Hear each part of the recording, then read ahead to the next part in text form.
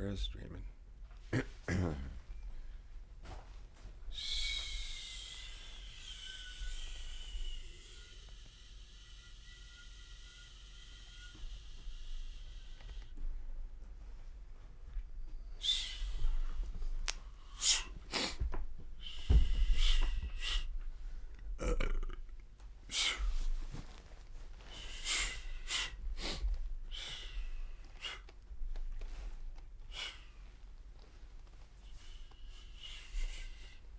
sweetie. How's my mouth? How's my mouth?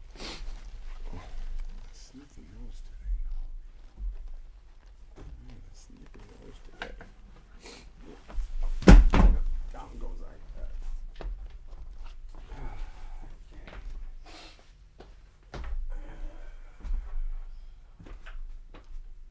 Let's put this girl over here. This little.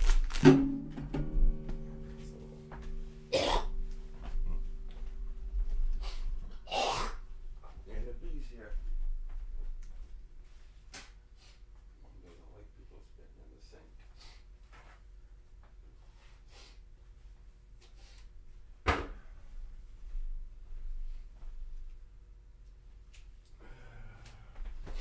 Those listening in the background, sorry, Jake's trying to get on real quick because we got some shit we want to talk about a little bit. But I gotta find my things here a little bit.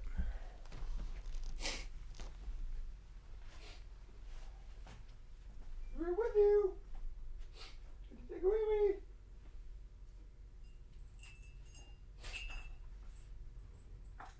Mind if I borrow your towel?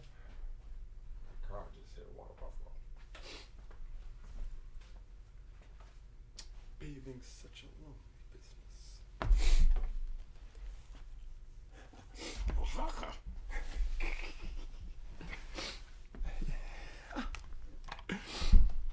Oh my god. Seriously, are there not some great fucking movie lines? Jeez. You could just amuse yourself all day long just playing. Think of those lines.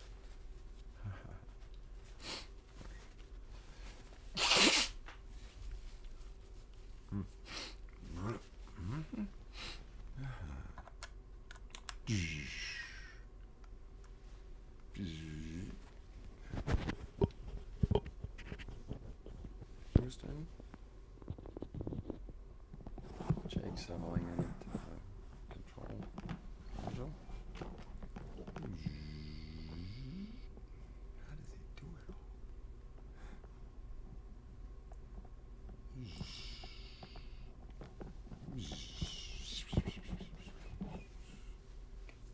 Nala, where'd you put my hat? Where's Zeke? Oh, fuck, I got him right here.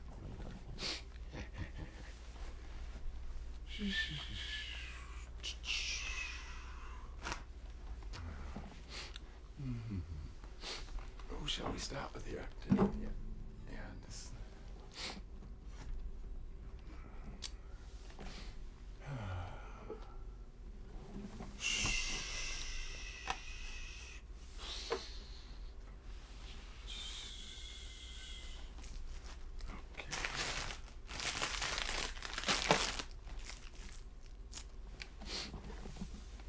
Listen to the magic happen. Hey, come visit Jake sometime. Come visit. Maybe we need a live studio audience. I've got a live sanctuary, a live cathedral audience. JakeLive. Come at you in front of a live cathedral audience. See Jake. See JakeLove. See JakeLove Dove chocolates. Woo! Oh, these are the Easter egg ones. Yeah. Sweet. Oh, 100 grand, you have to have the caramel. Yeah, a little caramel. Yeah. And then, oh, I think we're out of Hershey's Kisses. That's tough. That's tough. What do we got here? What else we got? Oh, we got something now. I'm not digging the Almond Joys. I haven't been in an Almond Joy place.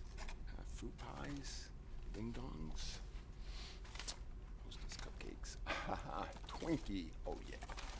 Put a Twinkie. Better put a Twinkie in the holster. That might come in handy. What other medicine? Knowledge, did you grab an orange? Oh yeah, Kool-Aid. Grape jammer.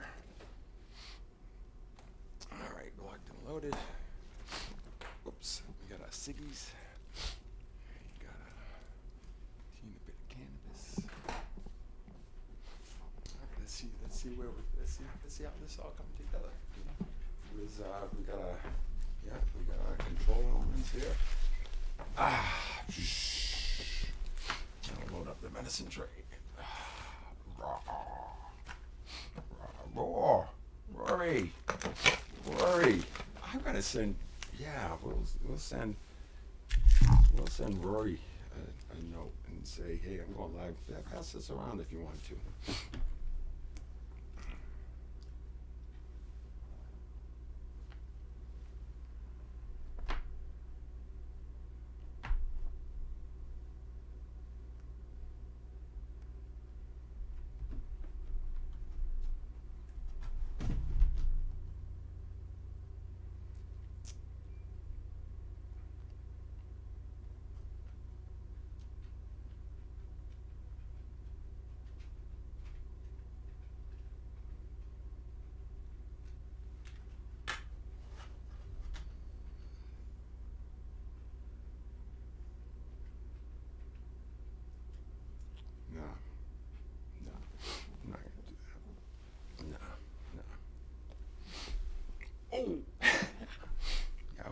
I don't know. I was gonna send a note to a friend and say, hey, why don't you drop on, send this around? Or, no, fuck that. You guys will figure out. You show up whenever you show up. I'm not telling you, hey, I'm going live. Here I am. I'm fucking here. I'm here. Oh, I'm Jake. So who the fuck are you? What are you doing? Who's this? I'm here. See how casually I say that? I'm so-and-so. Are you really? What the fuck does that mean? Hi, I'm... Like, let's stop right there. Let's have a... you introduce it, like, right there. Really? What was your name? Yeah, I'm Hamilton Salter. Oh, do tell me who Hamilton Salter is. That's what I want to know. We're tempering fires. Yes. You should all be cheering with me. Jake's fire is being beautifully tempered by God's mercy.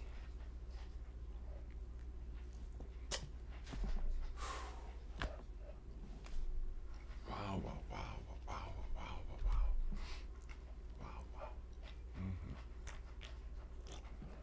There is a video out there, a QuadCast, spontaneous, as the kiddies say, AF, spontaneous as fuck. Check it out, Mercy Me Parts 1, 2, 3. I think that's what it is, QuadCast, Mercy Me Parts 1, 2, 3. Get through it, hang in there, get through it, I dare you. It's because, you know what, start that podcast, that QuadCast, Mercy Me 1, 2, 3. Mercy Me Parts 1, 2, 3. It's easy as that. Mercy Me Parts 1, 2, 3. Okay? And then I've got Parts 2 and 3 there too. So if you want to, like, you just jump into Part 2 and Part 3. I'd turn it into an entire Rubik's Cube, and I would dive in, and I would fucking, you know, that material. Like, I'm gonna say, because I'm not charging for any of this shit. Though you fucking owe me big time. I'm not charging doesn't mean you shouldn't help support this. I mean, I got no fucking money. Oh, Frank needs to eat. I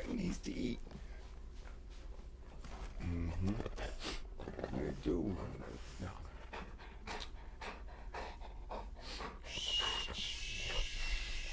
I'm not shushing him. I'm pulling off the energy. He's helping, he's absorbing it. You see how he's doing it? Exuberant Frank. Oh, Frank, would you keep him down? That's the energy I had in my system. You were driving me so nuts. Right? Yeah. And you were saying, don't you want to train him? You wanted to train me. It's the same thing. I mean, that's what my mother had already done to me. It hurt. Wow. You gotta take that outside. We don't have room for that in here right now. Come on. No, there's no room. I'm good. You have what you need right here. You have your water, you have your food. Do you want a special treat? Is that what you're telling me? You need your thing for the whole program? Come here. Oh, I got something for you, Frank. Oh, just got my hand caught in the cookie jar. You all thought I was reaching into your cookie jar, and I wasn't. I never once was reaching into your cookie jar, John Churchill, Hamilton Seltzer. I wasn't trying to take anything away from you. I said, look at this. You can have so much more. You could have so much more. I've never had an offer of friendship so thoroughly rejected. I got thrown off the board of Karuna Mandala. I was the chairperson. I got thrown, effectively, when I reveal it all to you, I got thrown off the board for offering to step down. That's what it came down to. John, look at it. It's hilarious. When I looked at it now, 2 years later, like it was obvious to me then, but it was like, fuck, when you're the one at the bottom of the pile and everyone's saying, no, you're not at the bottom, and it's obvious, it's hard to make your point from that position.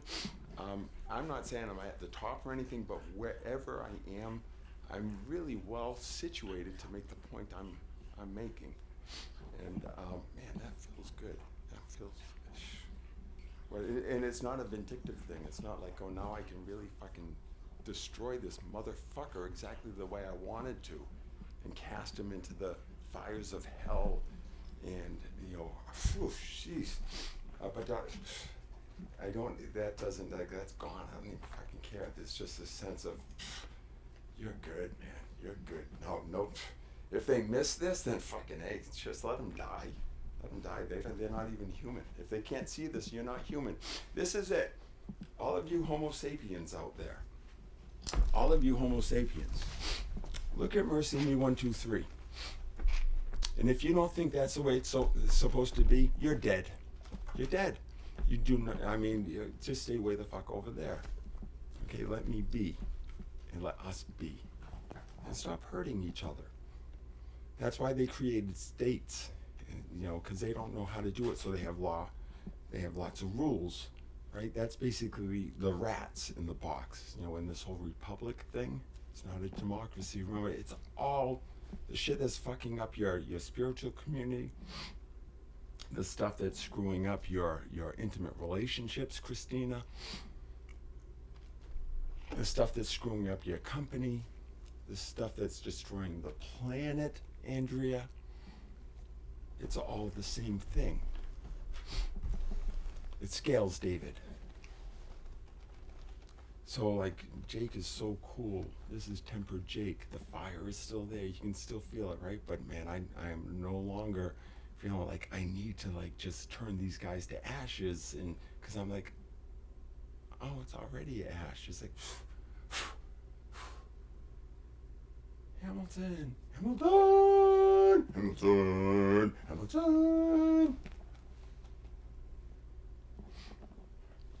not even there. He's not even there. Wow. Where were we? I think Jake needs to gas up here a little bit. Let people stop making judgments about his spiritual practice. Kate.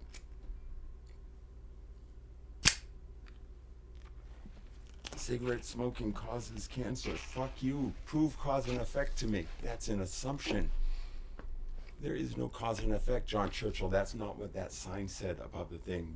All we teach here is cause and effect. Your translation is all off, so everything must be fucked up then. There is no cause and effect, John. That's an assumption that Newton made. Well, you were like running off to the monastery at 17. Oh, mommy. And Hamilton was running off to the jungle at 22. Somebody said, I'm gonna fucking go and do some real living. And I said, the fuck did they go? Hey! I thought we were all doing it together! Oh, fuck, I guess I gotta do it myself. I'll do it. And I dove into that fucking jungle, the corporate America one. Yeah, what a teacher. Wow. And the whole life thing, that whole life thing that you avoided, that you're all avoiding, I dove right into it. So here I am.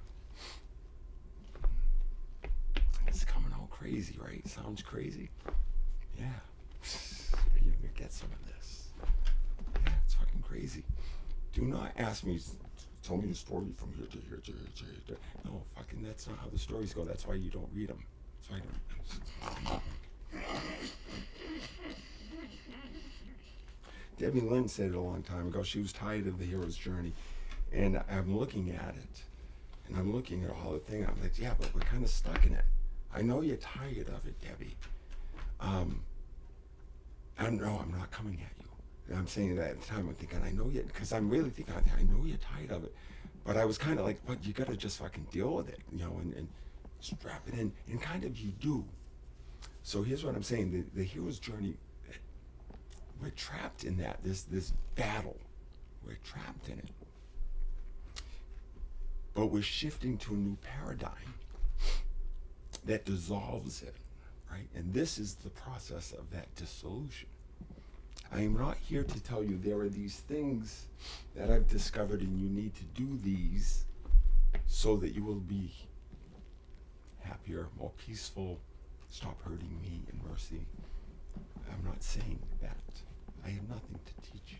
I'm not telling you you need to do something. Though I've got some things that you might consider doing in the meantime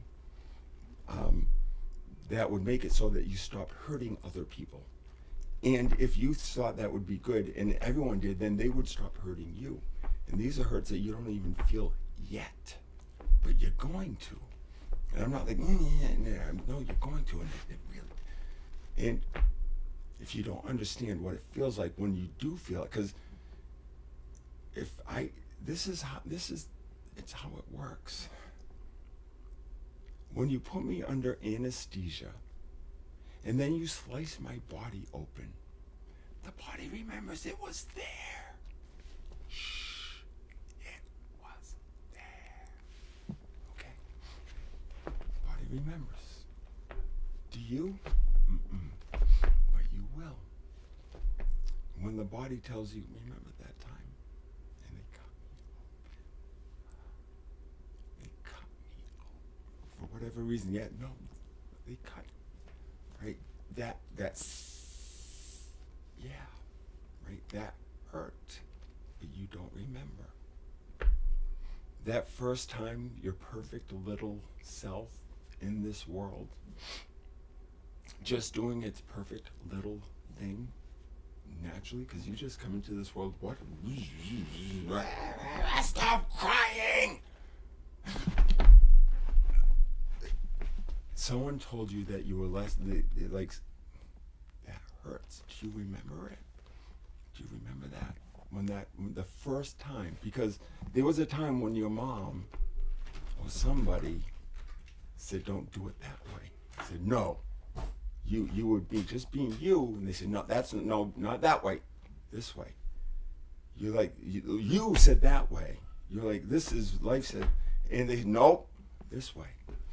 Okay, I know you don't believe it, but that really fucking hurts. Because it's telling you that you know in that moment you're perfect, and they're saying you're not. So and you're like, well, I thought we were all perfect, but I'm not. That fucking hurts. And I'm not trying to, I'm telling you what I'm telling you right now. At some point after you hear this, and you go, fuck, that hurt, what was that? That's what Jake is telling you. That's that leaving. Right? And you're left with like, but it's not here now. But, wow, that was wild. Oh, shit.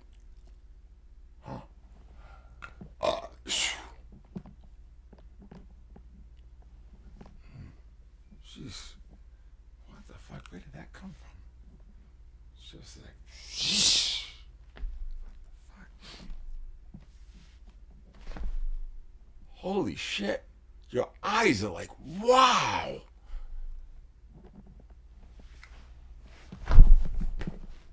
everything's like, wow.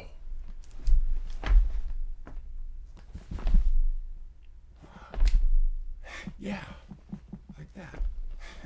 That was fun. That was a lot of fun. I would love that. I would love to see that happening all over the place. That's the 1, 2, 3 bloom I've been telling you guys about. Oh, he's crazy. Stop telling happy stories, Phyllis. Phyllis, I'm so sorry. Yeah.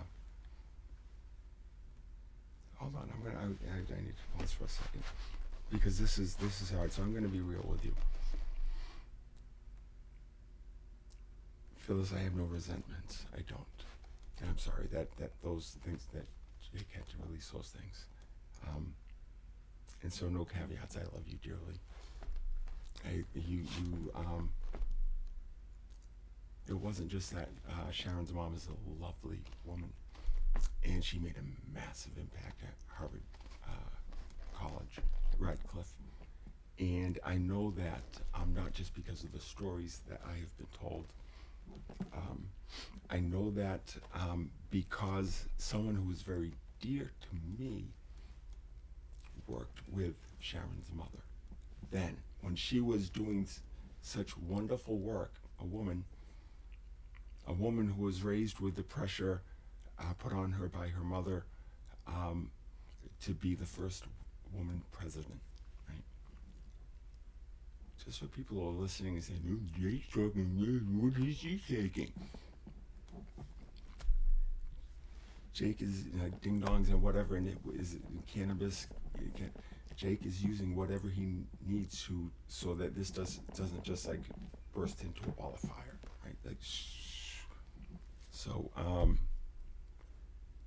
and even when there are other things, I'm in a state, and some things work better than other things. This is a tricky state when one thing that works is I see, but that gets a little so. But here's what I am finding.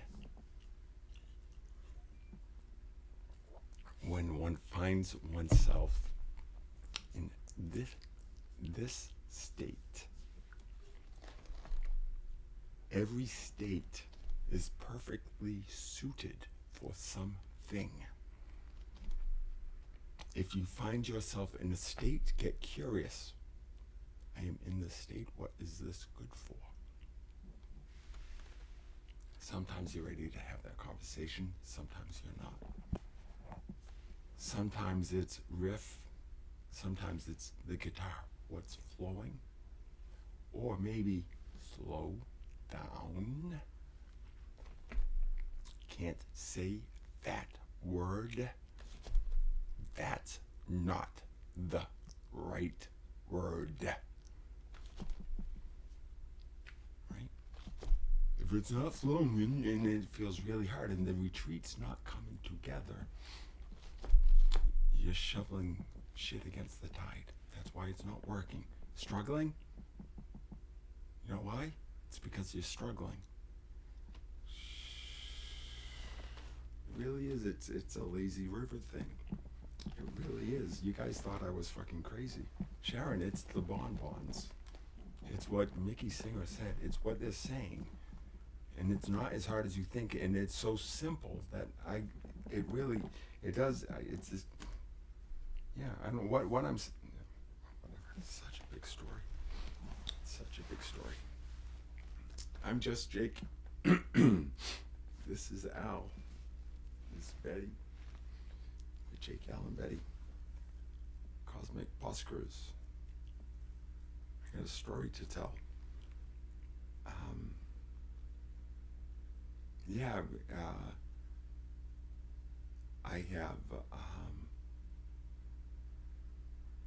I've got a story to tell. I need to express.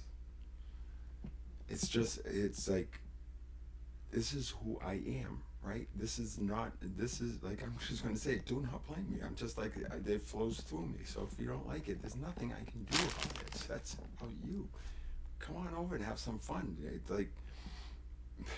Like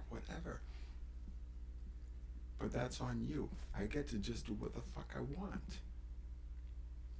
It's not like I get to. I'm saying I am in a state of being. Not you took this and he's in this state of. No, the entirety of it. If you look at any of those quadcasts, you're not saying he was this on this day, he was this on this day. That is me. Okay, I operate within all of that, and it keeps getting bigger and smaller, and that is it, right? There's no he's that because he drank that, and he's this because he ate that, and he's in the mouth. It's all of it. I'm talking like this because I drink ayahuasca in the jungle with Hamilton Salther, like exactly a year ago in his training facility. That's why my speech is a little funny. That's part of it too. It's all of it. And it's all that it has ever been. That's the funny thing about it. It's already perfect. But now is the time where we have to trip the switch.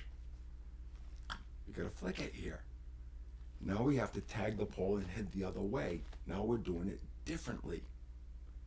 Okay? And where we have gotten confused is this anger, fear, fire. It's all the same thing. And it's just signal, because we're all having a big fucking party, having a blast. And I'm the game master, and I love that you having so much fun playing this game. I'm like, wow, look at him go. Holy shit, wow, look at that. You guys are inside there doing your Dungeons and Dragons. And Jack Bennett's like, guys are having so much fun. And to try to get your attention, I'm like,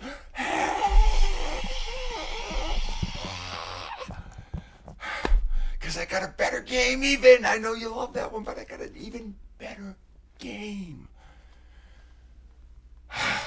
Okay, Mercy, right now, Mercy's stage. I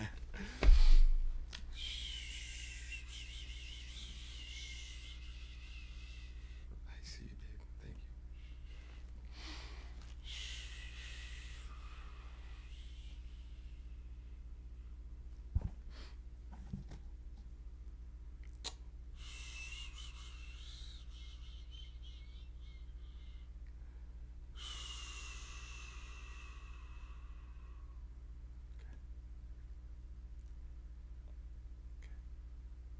All right, don't get me riled up. Hold on.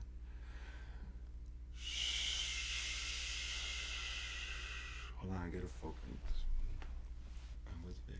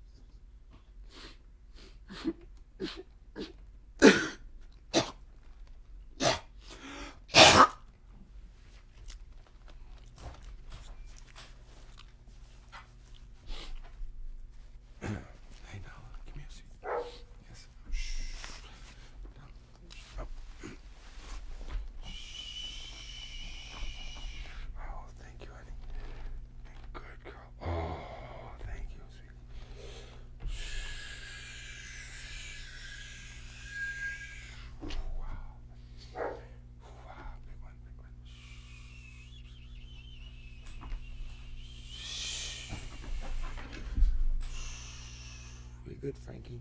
Thank you. Shh. Thank you. Shh. Oh, I'm good here. I'm good. Shh. Now he's encouraging me to get my head on my knees. It's not because I'm lightheaded.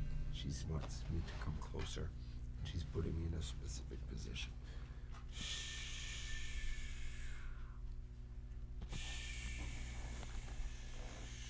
She's coming. She's got my left palm directly, beating directly. Her heart is beating directly into my left palm.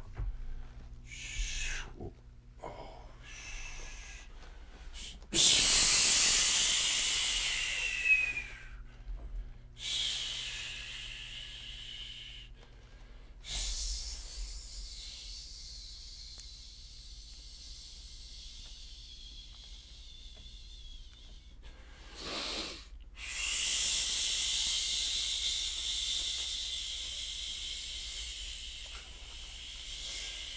This is who I am. You can deny it if you want to.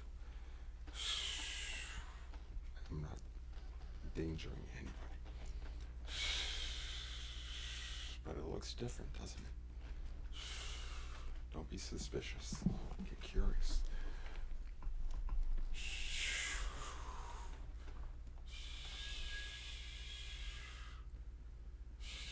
I can no more stop this than I can anything that's coming out of my mouth. Or anything, nor can you stop what's coming out of your mouth. Just let each other be yourselves. Sorry.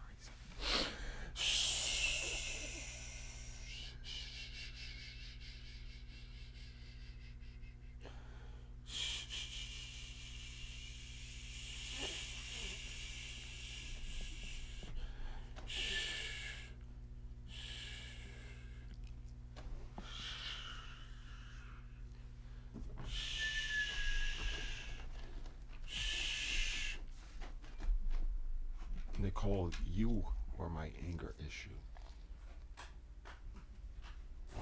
I had an issue with your anger and where you were directing it. That's all I need to say. That was insulting. Give me a book on managing my anger. You gotta look at yourself. I love you, but you have to look at yourself. Where do you want me, sweetie? I'm injecting you. Okay. Thank you. Okay, thank you. Lots of licks. Oh, nibbles. Puppy pile. Oh. All of you cringing. That's your dissonance. If you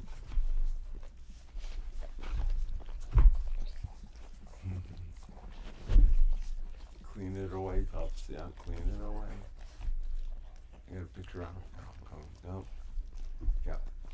This makes a lot of people uncomfortable. I get it. Used to make me uncomfortable too. And we still have boundaries. We have boundaries. My dogs don't just get to jump in my face and lick me whenever they want. Hi, sweetie. Sovereign boundaries. No one's in charge, even though I'm in charge. Shh. Thank you, sweet boy. Nala's doing this thing. She's got this thing. She comes in, she's always like, right, Daryl? She's always like, yeah, she'll be borrowing you. She wants you to come down to see her. Don't you want to see someone in the eyes? You have to be able to look someone in the eyes. Nala wants me to come down on her level. Say, look at me, come be with me. I want to be with you, she says. I come down, and she's just chill, so chill. Hi, sweetie. She gives me the signal, though. It doesn't mean I have to stop doing what I'm doing because Nala wants me. But she gives me the signal. I say, I see. You want me to come down? Give me one moment, please. Right? I can do that. And she's not asking you to give her something. She's saying, I have something to give you. So Nala comes over to me. She says, I have something to give you. Oh, thank you, darling. I'm going to be with you in 1 second. Oh, what do you have for me? Oh, man. And it's not like a little kid with their little thing. It's like, fucking, I need that. Yeah, you found that thing. That's what she's giving you. she's like, hey, this is really important. You need this. You dismiss the intelligence of your canines. It's insane. Man's best friend. Don't ignore that. That's your best friend. What does that mean metaphysically, right? So now we have energetically bonded. Yeah, we dared to do something outside of the structure of plots and the way, Hamilton went and got a dog that somebody taught, and then he did it. I looked at this. I tell people. They said, "Oh, where did you have your dogs trained?" And I just say, I just said, I don't know how you can have someone else train a dog to bond with you energetically. How do you? No, you do that. That's it. It's like this is it. This is it.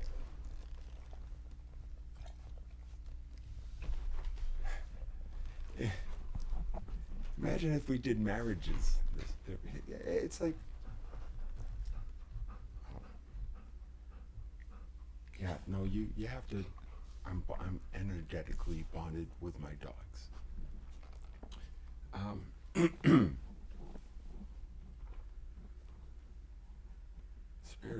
Spirit's telling me we're hung up on this word energy.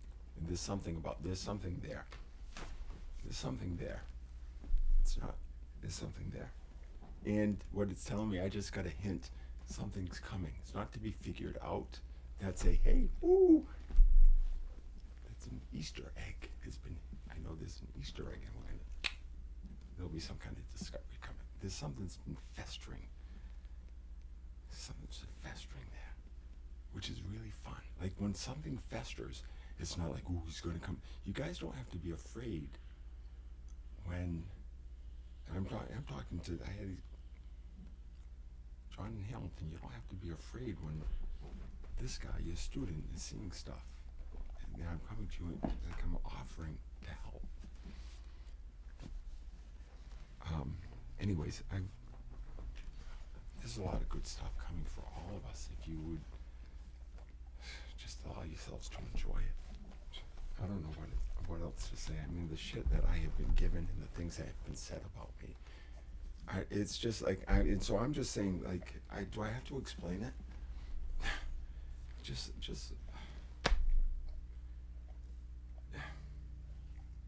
If anyone's wondering, like, what's this guy talking about?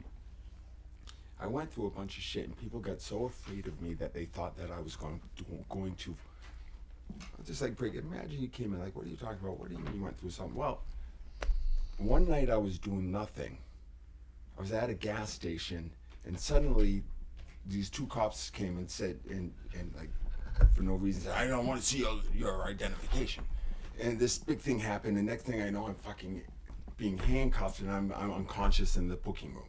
And my service animal has been taken away from me, right? Like, where's your identification? What do you mean? And two armed men, 3 police cruisers. I'm out at 12:30 in the morning. It's a cemetery. I'm going to commune and practice my spirituality.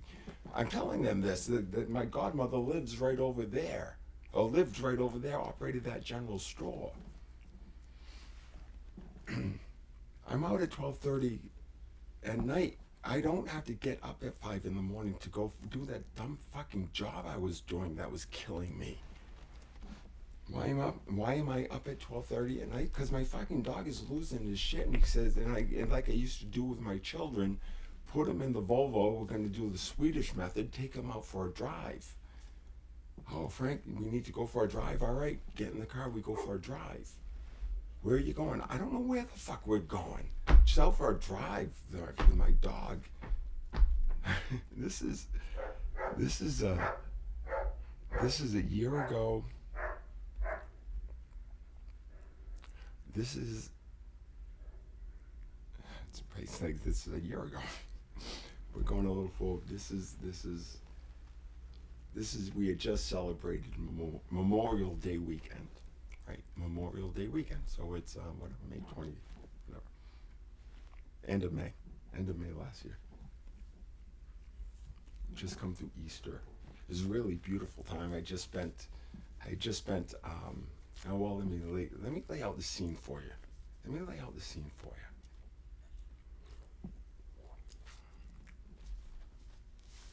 I had just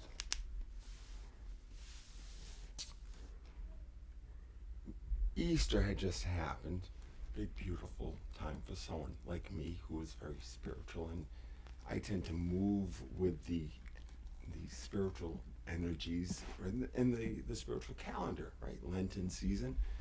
And anyone who's paid any attention over the course of my life, if you've looked, it's obvious. If you look at my life, and so I don't have to detail it to you, though I did detail it to my sister Liz, and she saw it clearly until suddenly the shade came down and she saw nothing but something terrified her. What I'm saying is there is a pattern, as I am a deeply spiritual individual, and it goes throughout my life, that in the springtime I get very expressive and I grow. And especially over my journey of awakening over the last 4 or 5 years, which I've been on lockstep with a sister who's 7 years older than me, who has been my guardian angel my entire life. Right? Youngest of 5, come into a home, 6, 7, 10, 11 years older. What's going on here? Right? Tonka truck tied to the back of the bicycle. Whack, whack, whack, whack. Right? Do you think mom, who raised baby? I am. Who is it? Who am I? Mowgli. Fucking Mowgli. Raised in the jungle. Right? And then I went and I worked in the jungle. And Hamilton's there, but I went to the jungle at 22 years old. Yeah, we're all in the jungle, Hamilton. Fucking wires everywhere. I mean, look at my house. I Jakeified it. Jungle Jakeified. Do I need to rush? Do I need to worry that your attention might wane? Is it okay if I catch my breath and take my time with this?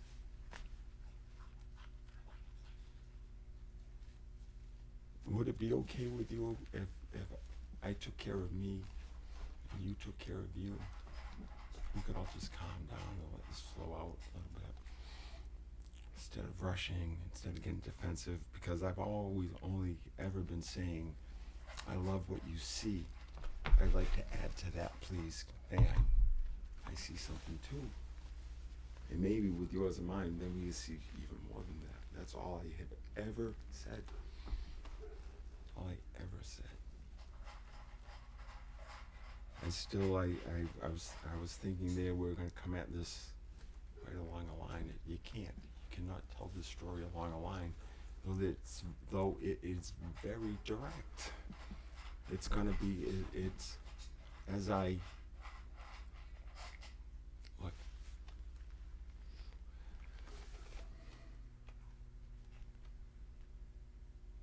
you have to experience it. You just have to experience it. We're talking about the all, and the all of the all, the cosmos.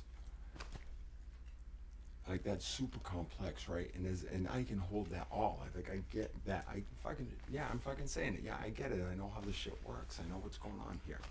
Okay? I understand what my world is. Okay? Yeah, there it is. I know who I am, what I am, how I work, and I'm the game. Like, I get it.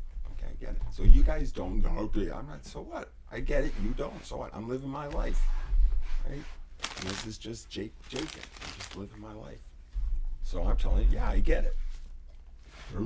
Say, what the fuck you want? I get it. And maybe it's different for you. That's cool. But I'm talking, here it is for me. And there's a few other people said, oh, wait. Oh, that's the way it is for me, too. I'm noticing. Oh, so say more. Really? It does that? Yeah. If you just, oh, it does do that. Yeah. It's coming. It's coming. So see, here's the thing. I'm telling you what is happening. I'm not telling you what to do. I'm not telling you what is going to happen. I am telling you what is happening. Because there's only what is happening. It's just, it's all there ever is or was. It's just what is happening. KSS. What is. We are here. Stop trying to escape it. We are here. Sharon.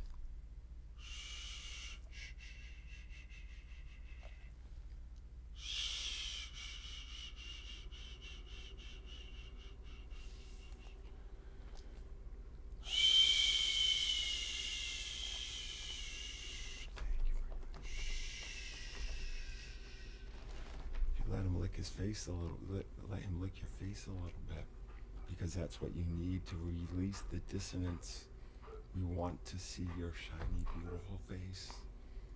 I know you want to hide it.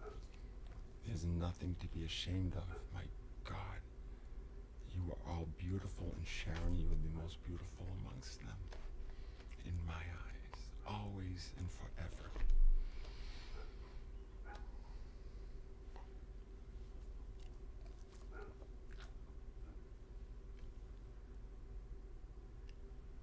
We hold so much shame. And I get it, there's self-denial, man. Wow. Denying myself what my body wants and needs. Fucking A. Fuck you, man. I'm eating a Twinkie. My body loves it. Do not give me your goddamn fucking judgment. That's like, how dare you?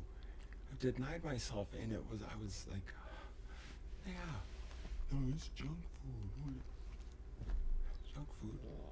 It all comes from the same place. It all goes to the same place. Like, I mean, this stuff is right in front of us, and we just ignore it. Right? I mean, we are all one. Physics already proved that. Like, do I have to detail it, right? We know that. Grades of density. We're all one. It's like, do I have to point that out? We know, so these are simple things that we ignore.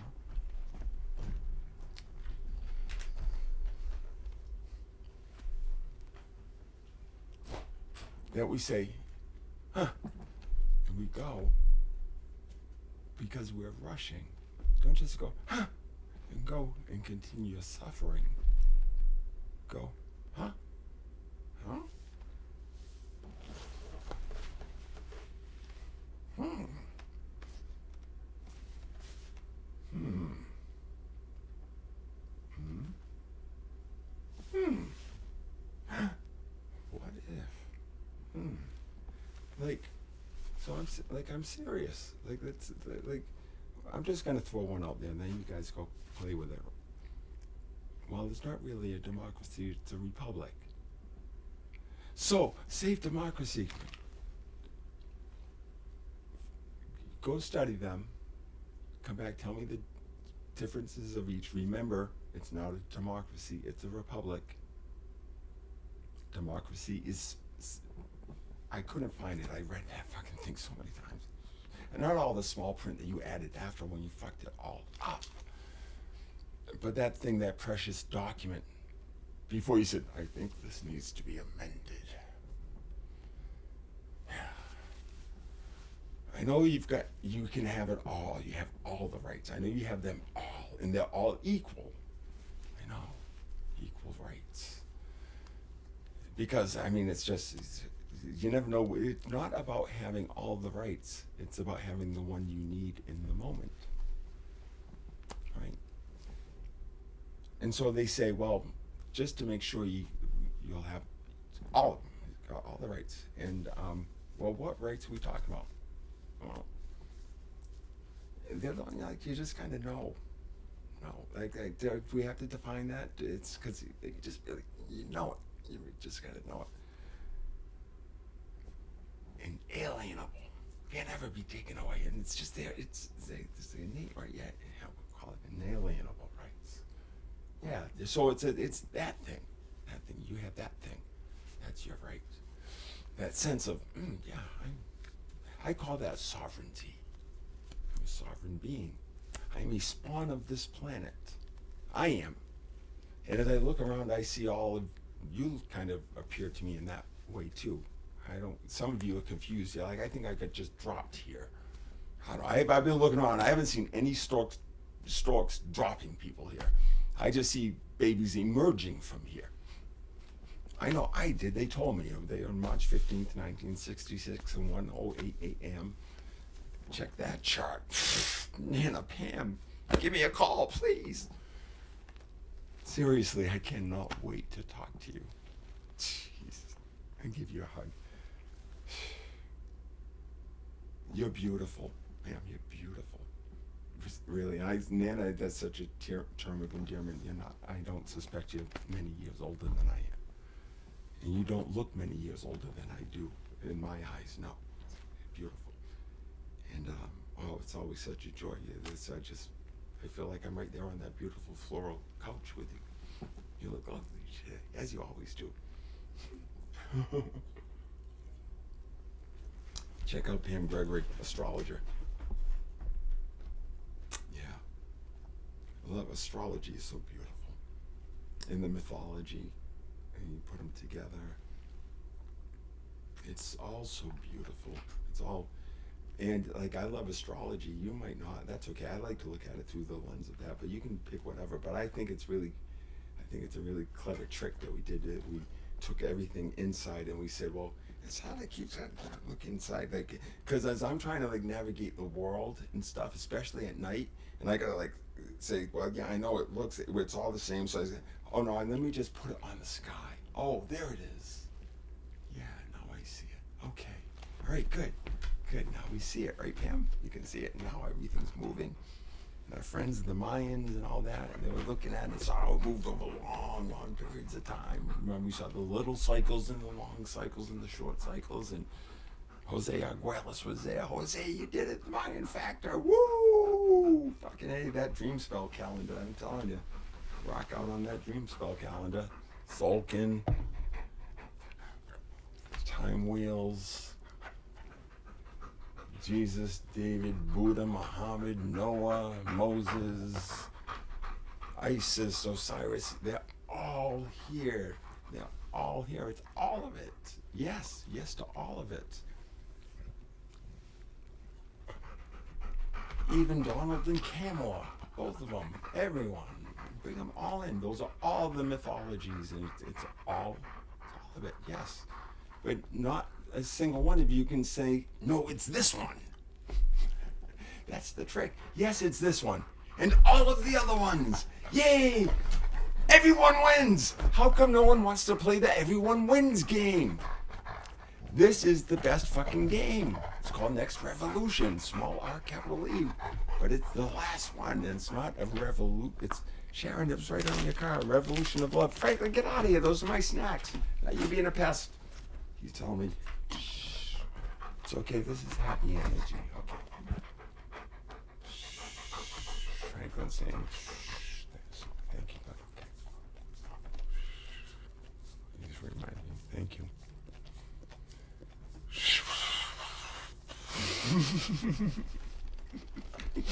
That was funny. Okay.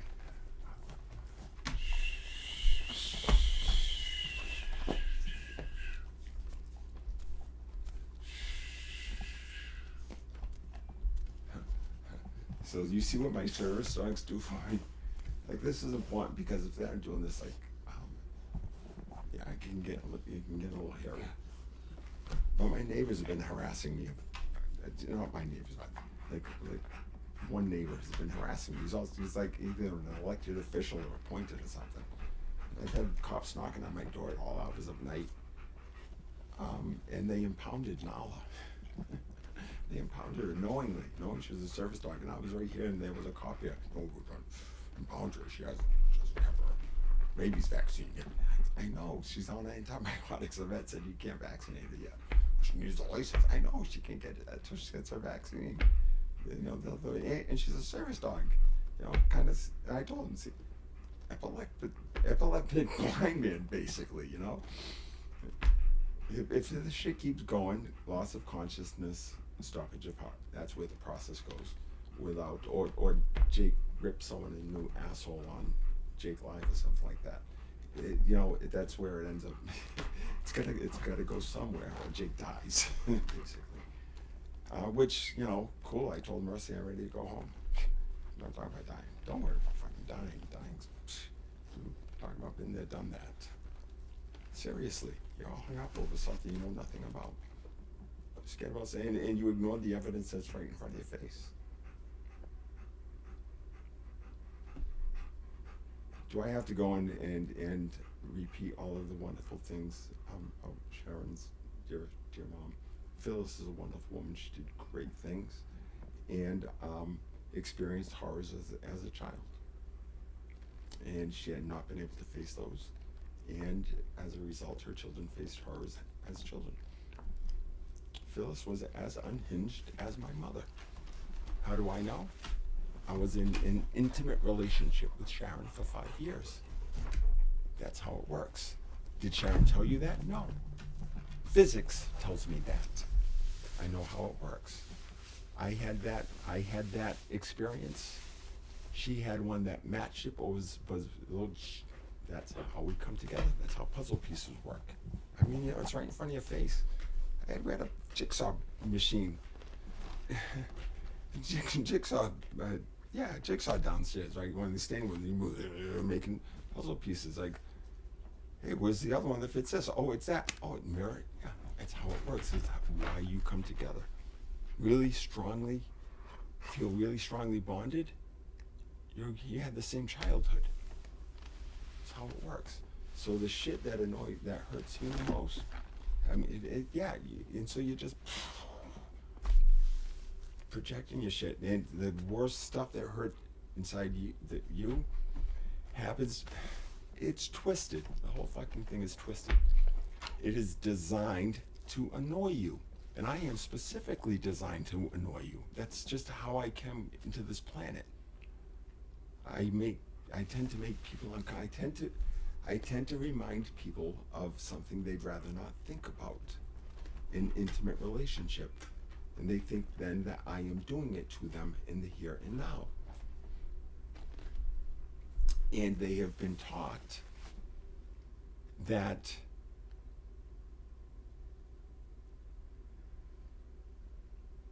something out there causes that, and that is not true. How do I know? Because I am here, and I know when those things that you're talking about, and say, "Oh, that was you," I feel it here, and I say, "You didn't do that," but ow! Like it just like I know where shit. I know. I'm telling you about my experience. I know who I am, and I know what's going on here. Like, you can't say no to any of this, because I'm simply saying this is how I experience being me. You can say, I don't experience it that way, and I'll say, I know. I know. And look at you, right? And look what you're doing to me.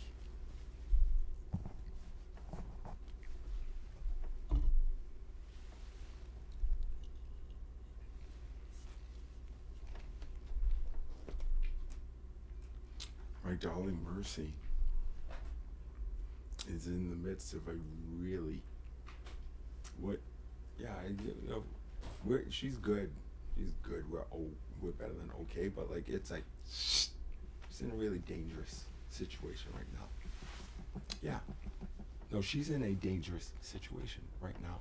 I'm not fucking around. Not like, is it messing with her energies? No, she's in a fucking dangerous situation right now. Delicate and fucking dangerous. Yeah, I'm gonna like life, and I could see that pathway. Yes. Okay, we're dealing with it. It's intense. It's super fucking intense. How come you don't know this is where I need to be? She is where she needs to be. My friend is there. I am here, and we are. And so that's going on. Mercy and I are doing it. She and I are here doing this. And I feel her saying, dear friend, can you slow down a little bit? It's a lot of energy. We're good. She's just saying, so she's there helping to govern. She's tempering me.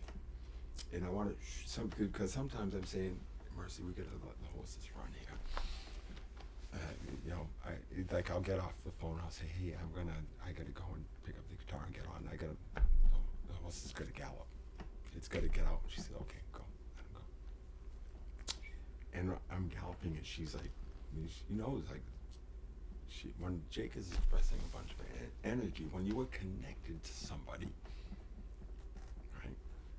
And then there you feel it, like, oh, there. So this is not like, hey, should we do this? This is what she and I, just 2 beings that this wild way. You are all watching it. So many of you are watching it. John and Mercy moving throughout the world, different relationships. Mercy's working with this one. Did you know different people? Ding, ding, ding, ding, ding, ding, ding, and suddenly.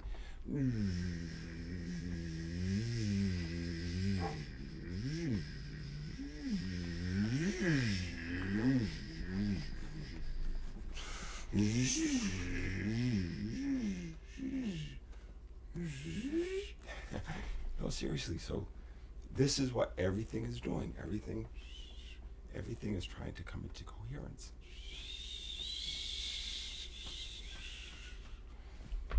Internally, in the intimate relationship, within the family structure, within the neighborhood, the community.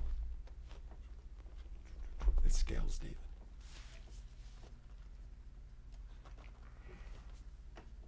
I say we get his face on that. Big smile. David has a wonderful smile. David Ellsworth. And he's a fantastic. He is.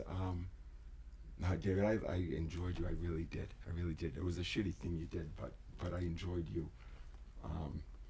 And you came across as a good man. So good job there.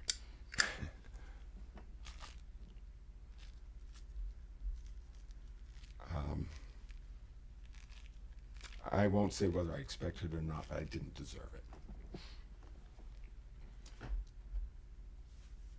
But I love you, and that's no bullshit, because I might have loved to go and hang out with you. We don't have to talk about any of that shit. I would love to see you.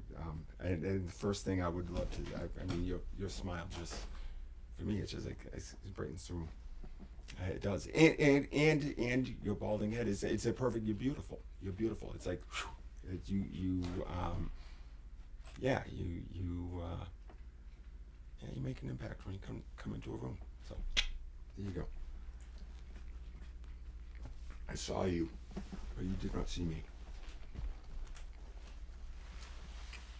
All of you, not the grown man. I saw all of you.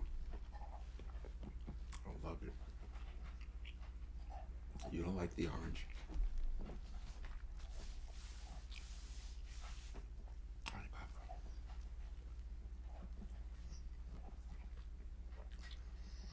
I think we have we jumped on real quick. I'm trying to orient myself here a little bit, dimensionally, etc. Lots happened in the past hour. Wow. All right, frankly, it's too much. Easy. Okay, what is it? What do you need? What do you want? Okay, I'm gonna give you. He's okay. Smoke. Let's have me light a cigarette.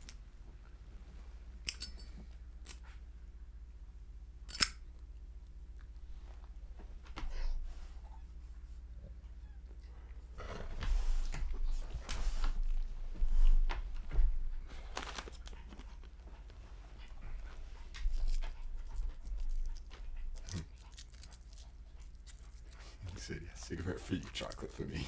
Here you go. Okay. You're a sneak. He's such a sneak. I just figured out what he did. That was slick.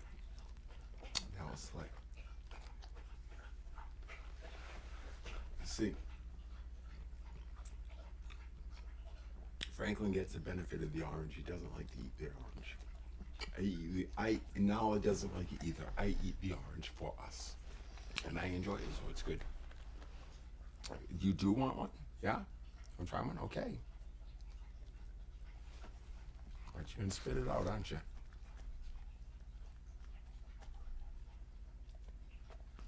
You spit it out. No, I'm not eating it now. No. I mean, I would, but not.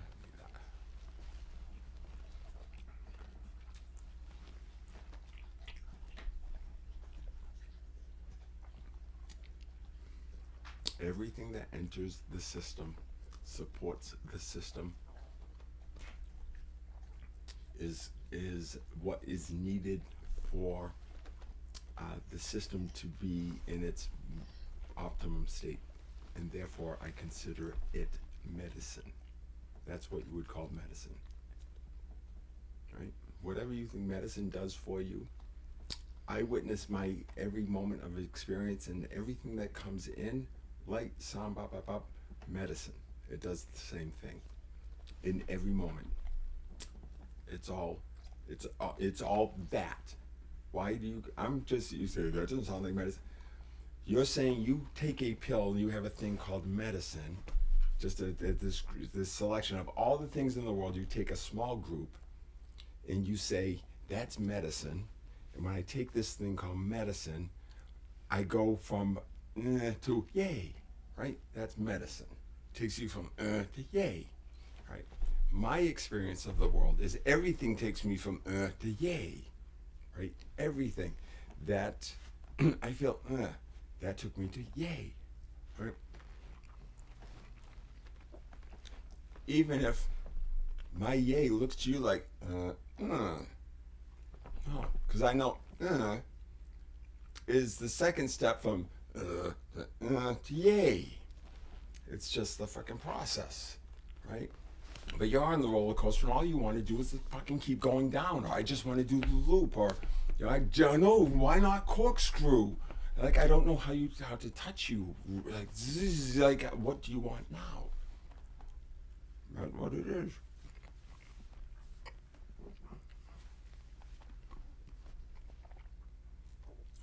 What we do in relationships, you don't like the ride, you're blaming. I didn't fucking put you in the car. I didn't force you to come here. No one's doing it to you. Stop blaming people. Nobody is mean to you. No one is mean to you. It's no such thing as that's not a nice thing to say. This is okay, but you can't say that. There's no such thing as that. If you're offended, that is your shadow, period. It's as simple as that. No, I don't need to explain it any further. You're all fucked up. Try it this way. If you are offended, that is your problem. Get curious about that. Period. End of discussion, as Kerry Gallivan would say. Come on, man. Get behind your own name, for fuck's sake. I don't blame you, actually. But mine is no fucking... Yeah, I mean, it's a great name, but we're going to clean that shit up. It's a great name. Yeah, it's a great name. It's a good family. Been through a lot. We'll all find out. Ooh.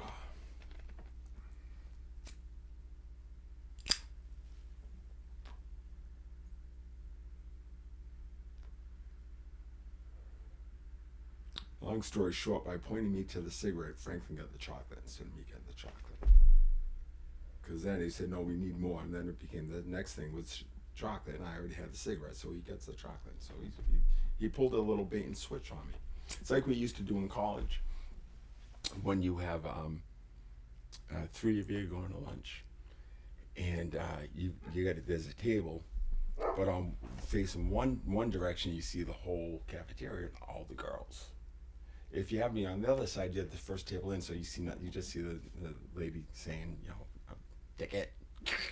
You're just looking at her. And she's very nice, but I mean, you'd rather the girls. So there's three of you. Two of you get your lunch real fast and sit on the same side of the table. Brucey comes on. You assholes. Right, Bruce? Pete and I did that shit. That was good. We tease you terribly about your girl calling her name. Silly shit we did in college when we were avoiding our pain and suffering. Afraid to tell. We're afraid to tell each other. We're afraid to tell each other things that we see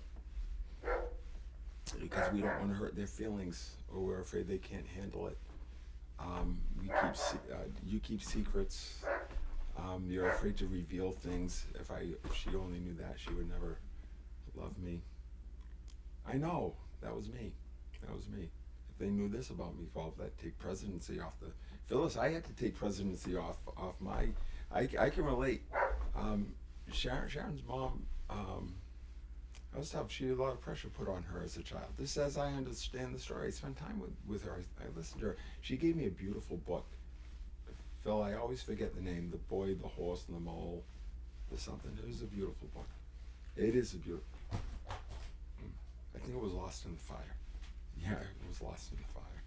There were other things too. I got the Muses book back on Kindle though. That one of the, yeah.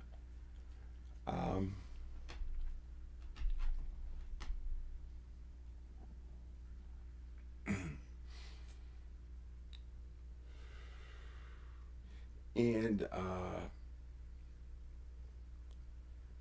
cultural issues, right? When different backgrounds. I was raised. I'm Catholic. I wasn't just raised Catholic. I am Catholic, though I do not go to a Catholic church. Nor do I limit myself to the like. Let me actually. I'm not going to say no. I am not Catholic. I am not Catholic. I have fully taken and was aware and did so of my own volition certain sacraments. I readily received baptism and my first communion, but I called bullshit on confession, right? Eyes wide open. I knew very clearly, I understood very clearly the implications of taking my confirmation. I knew that was, I'm decided on this. And not once, but on one occasion I was married in a Catholic church. The other time I was in a very nice hotel lobby. And then we had a big celebration at Venice. And on my honeymoon night, I had to sleep on the couch. Yeah.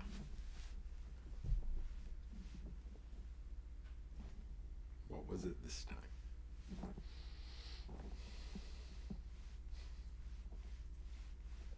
Must have hit her, huh? Shit. No, that would have been. I think that's the only valid excuse. I didn't make any demands of her or anything, right? But things weren't quite the way she wanted to be. I wasn't quite the way she wanted. It was. Got to make space for me, Nikki. Got to make space for me. But I loved. You taught me a lot, and my God, she pulled me out of my marriage. I was dying, but pot to the fire. It's what I needed. I was in the pot, then I was in the fire, and then I was in a relationship with Sharon, and I was the fire. Shh. Wow. Yeah, clinging fire, right, Sharon? It's amazing. I mean, the way frankly, now you gotta leave because I'm chill. You gotta go. Come on, you're bugging me. You don't be putting all. See, this is what I'm talking about. Don't put your fucking energy into me. I need you. No, man. You will get what you need from life. I am part of life. It may come through me. If you are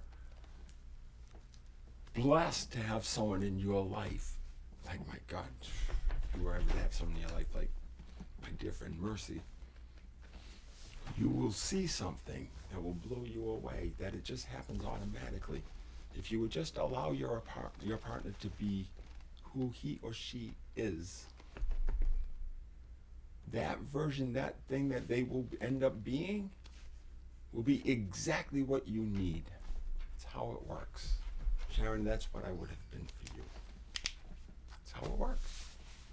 If you had allowed me, if you had respected, had you just listened to me, and give some credence. I always listen to you. Always. I mean, fuck, I was all in. I practiced. I studied with your teachers. I've hit all of the 3P luminaries, right? I've studied with all of them. I've met the whole gang, Jan and Chip and Dickin and Michael and, Andy. And yeah, it's a great stuff. But, when I tell Dickin, in the midst of his immersion, an intense immersion, and I say, my brother, you made me fucking pop.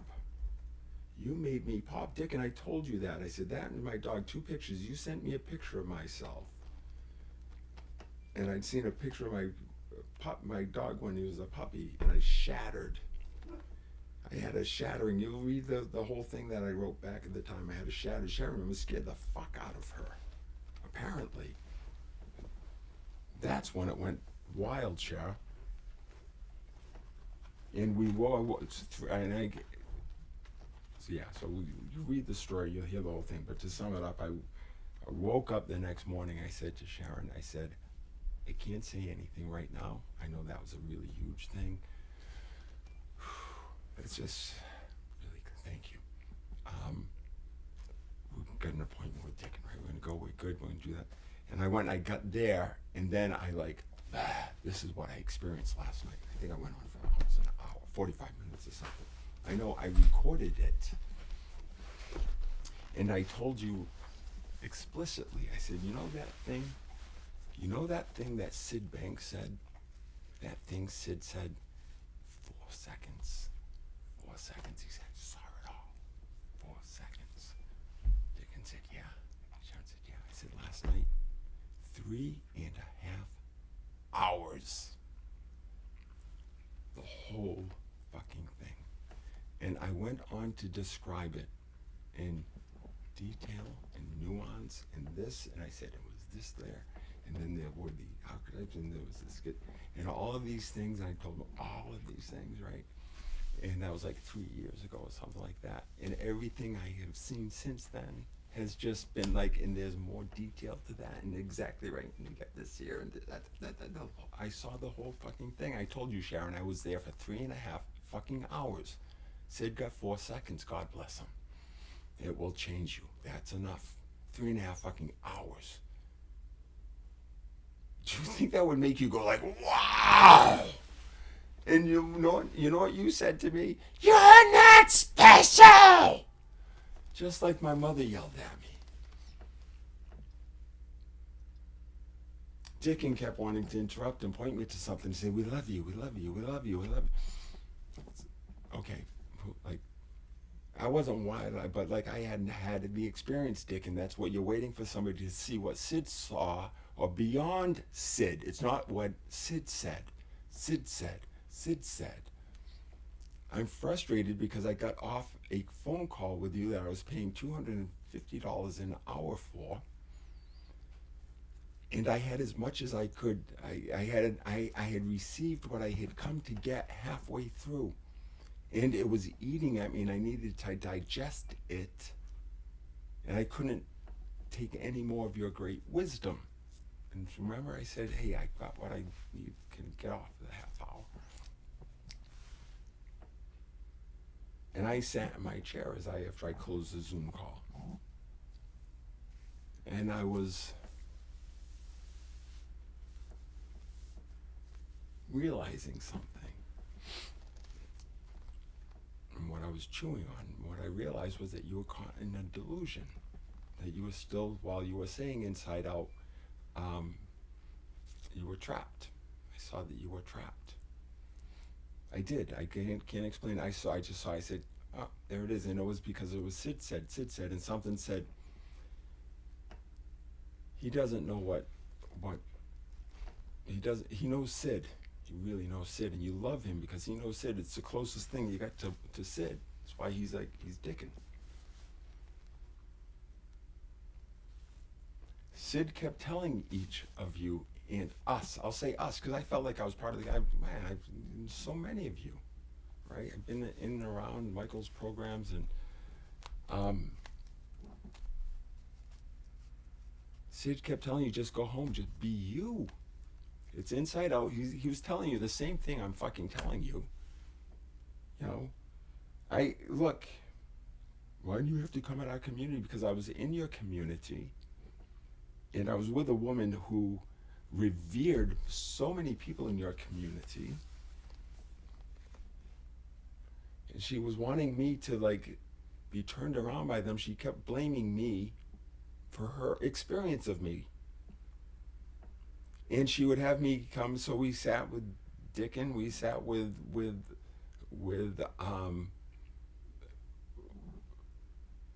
Linda Pettit, right? I remember right here in my fucking living room. I was sitting, and I think it was a Zoom call. I don't think Sharon was here.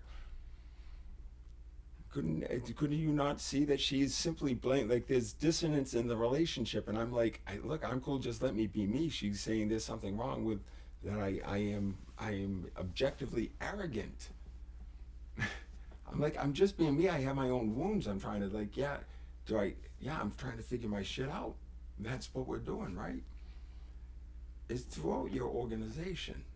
And I know, Dick, in the moment you made a political statement on Facebook, you are in conflict with the conflict outside of you. That was Gandhi's trap.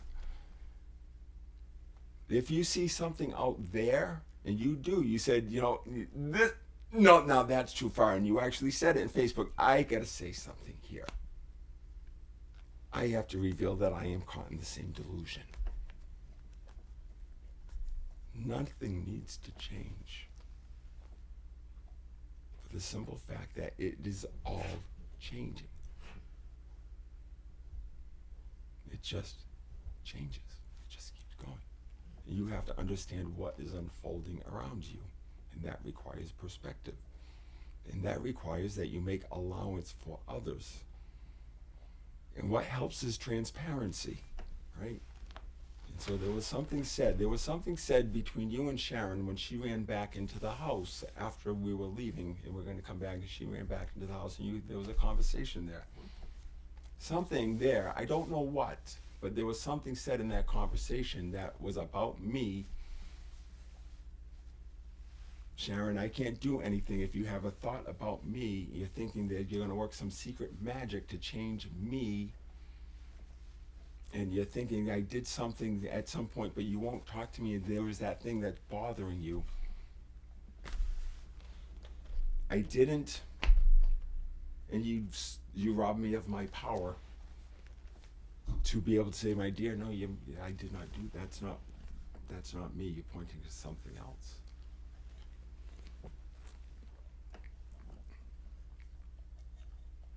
I am not here to air a grievance. I'm not airing a grievance, but in this moment, I'm not airing a grievance about this. Is not about a jilted lover, okay?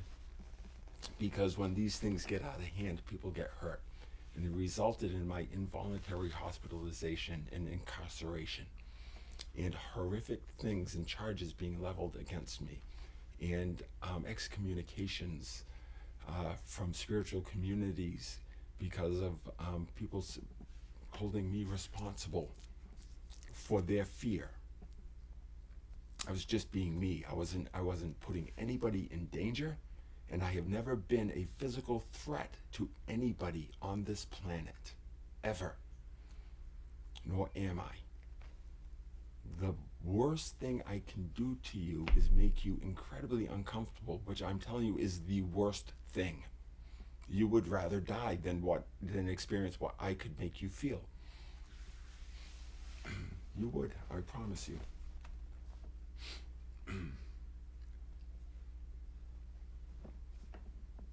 Sharon would rather die than face what she has to face. It's okay, Sharon, we can help. 2 cups of whatever makes you happy. I think we're gonna, you know what? Jakey's got to play a little music here to burn a little bit of this off, just to get going.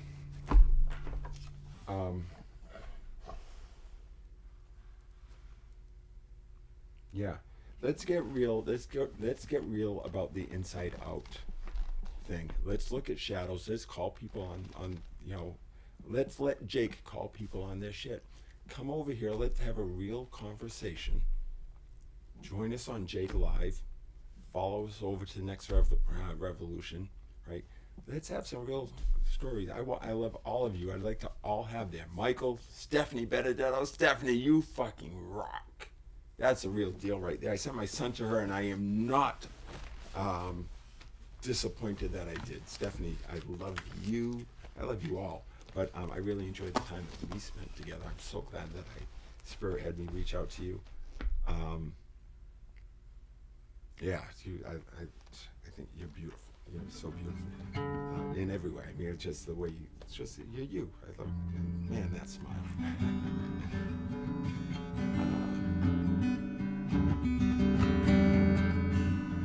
But you know, honestly,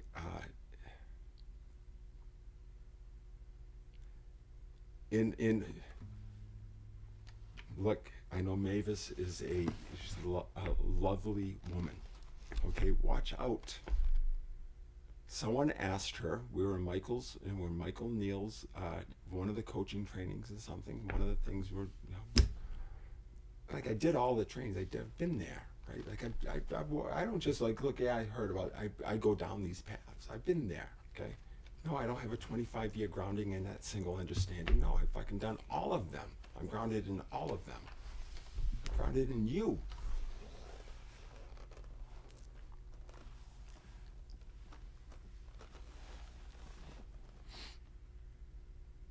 You see Sid and you say, that's it.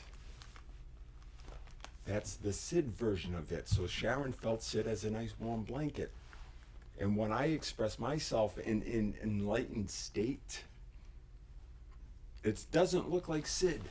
Way more mystical. I'm assuming, because mine is way mystical and it seems to scare the fuck out of her. And Sid was like a nice warm blanket. So it's not one thing. We are all a different dimension of what they call God of the whole. We are a specific dimension of the whole. Because when it's just the whole, it's like, oh. But let's see the gajillion infinite different shards of the whole. Now we're getting to know ourselves.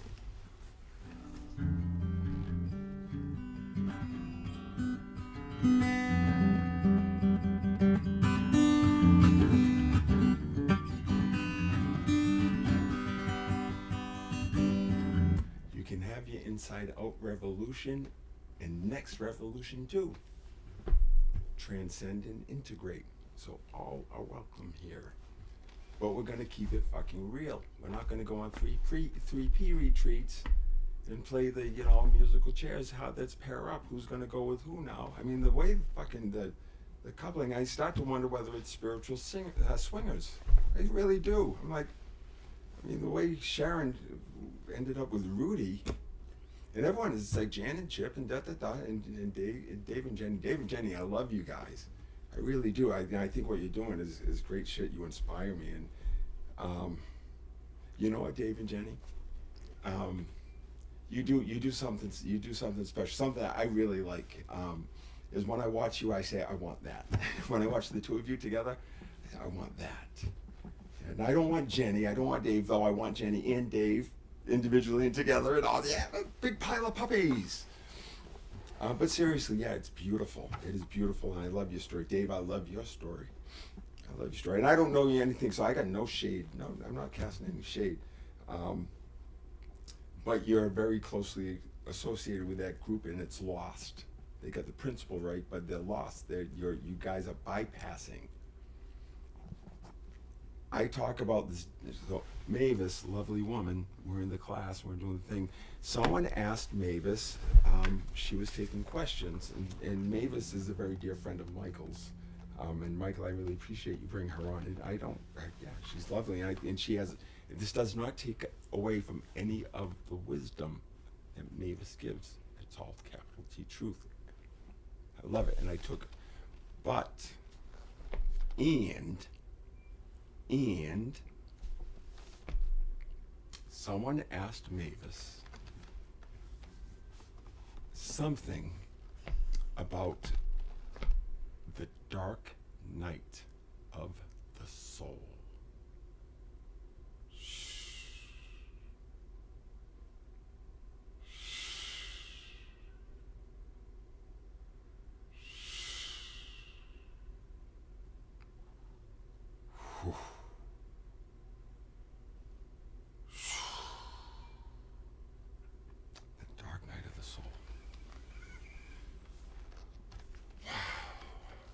Crossing the wasteland.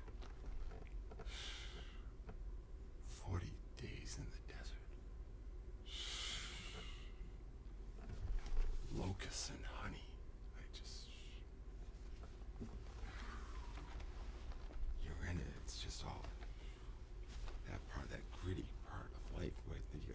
piece of shit. It's in all the mythologies.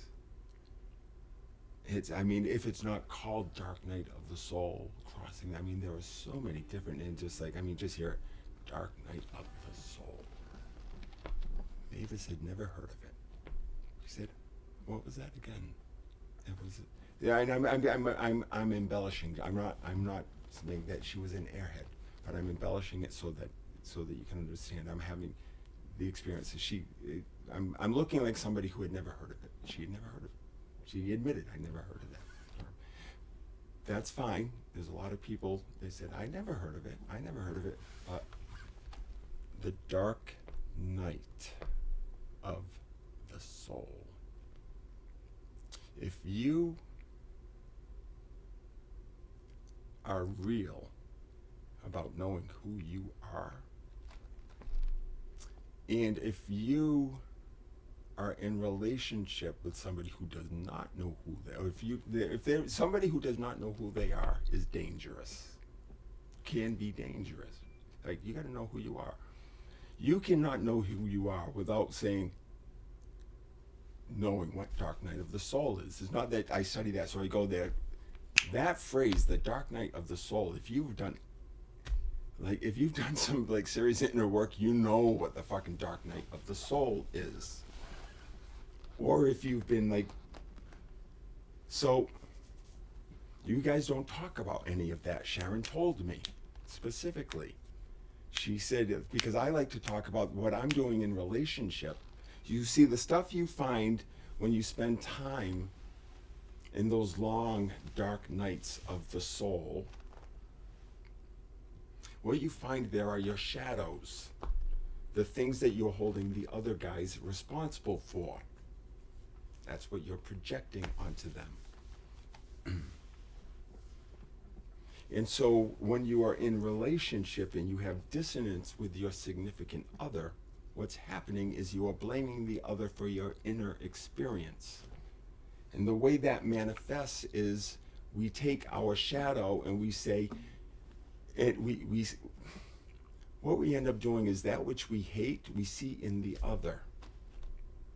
But we're doing the same exact thing. Sharon, you're always trying to get into the conversation. You know that. You feel uncomfortable if you don't have space, but you blame me. I'm dealing with the same thing. So it's giving you an opportunity. Oh, yeah, I really do feel like I start getting anxious. I feel like I need to take more space when we have people over. Yeah, right. Well, because when I was the youngest of 5, dinner table, 7 kids, and I hit the ground and trying to get room around that table, and it seemed like nobody understood me. They didn't. I was trying to tell them what was going on, and my father, he was fucked up. He would I'd say we worked it out. We do this thing, you go around the table. What'd you do today, right? And comes around to, I guess I was first grade, 6 years old, right? What'd you do today, John? And we worked out workbooks. It's exciting shit when you're a little kid.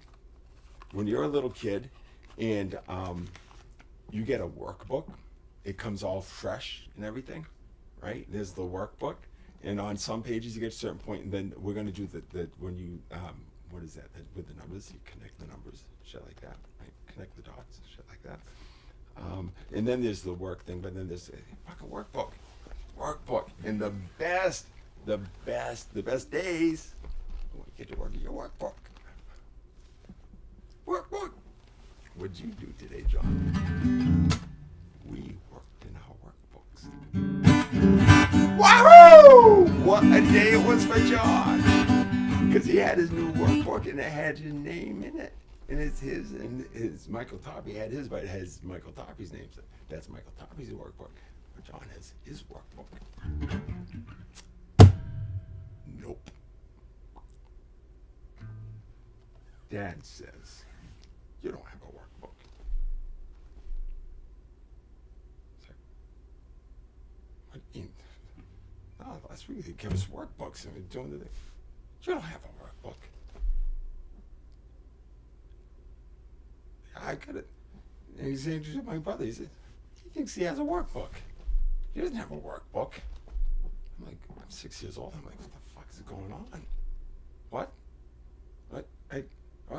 And they're saying, he thinks they're laughing. He's saying, I'm like, what the fuck going on? I was frustrated. I honestly, it was so horrible. I can't remember what happened. I don't know if I was crying after or what. I don't know. We laugh about that. My father would say, 30 years later, he would say, oh, yeah, I got this. Yeah, right, sure you do. Like you have a workbook. The fuck? That's fucking sick. Do you know what that felt like as a little kid? Do you know how confusing that was? What do you think I said the next time it came around, when we came around the table, right? Hey, Johnny, how was your day today? I mean, where do you fucking move? What do you say? What do you do? What is safe? If you can't say you worked in your workbook, what the fuck do you say? I thought I was with somebody that would let me speak and was interested in what I had to say. 50 years later, she thought I was arrogant. I was dealing with my shit. That was fucking hard, Sharon. That was hard. That hurt. I knew it. I saw it at the time. I knew it. And I kept loving you. I saw you doing those things. That was a version of Sharoning, but that was a version of Sharoning. That's when I had to stop. The little touch 10,000 things. And do not fucking blame Sharon. Not one of you fucking pieces of shit. I'm making an example because this is my example of what happened to me. But each and every single one of you is doing the same exact thing, and it hurts every bit as much. You just can't feel it. I'm letting you know how badly you are hurting your partner right now. Kathy Bennett, I'm telling you what you're doing to my brother. And Alan, I'm telling you what you're doing to Kathy, to the extent that you're blaming her for. But, everyone just give everyone a break, okay? It's fucking hard. It's hard enough without you blaming me for your life being hard. This is what's happening. I'm not exaggerating. This is what's happening. And that's why, the zombie apocalypse is here. It's all of you. It's actually not all of you. Legend says there's 144,000 of us that aren't all fucked up and turned inside out. Dick, and it's not just backwards. Backwards, upside down, inside out, and twisted. Ego. And the ego doesn't die. The ego is cherished, and that's what survives everything. I have a big ego. Good thing. I fucking needed it. I'm lucky I had a sliver of it left by the time you're done, and you wanted that too. You wanted all of me.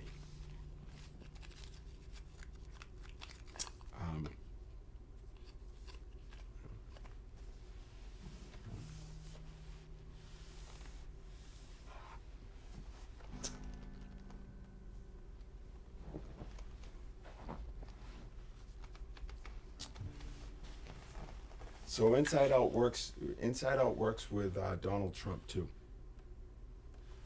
Dickin'. And whatever, and ICE and all of that. There is nothing wrong with what's going on around you, even as it all has to change. And even when it's wonderful, it all has to change. In every moment, it all has to change. And if you, Nana Pam will tell you, because she looks at big pictures, she stars, she's like, yoga, that's crazy. If you step back and look at very, very, very long, you step back, you see that we're always going up.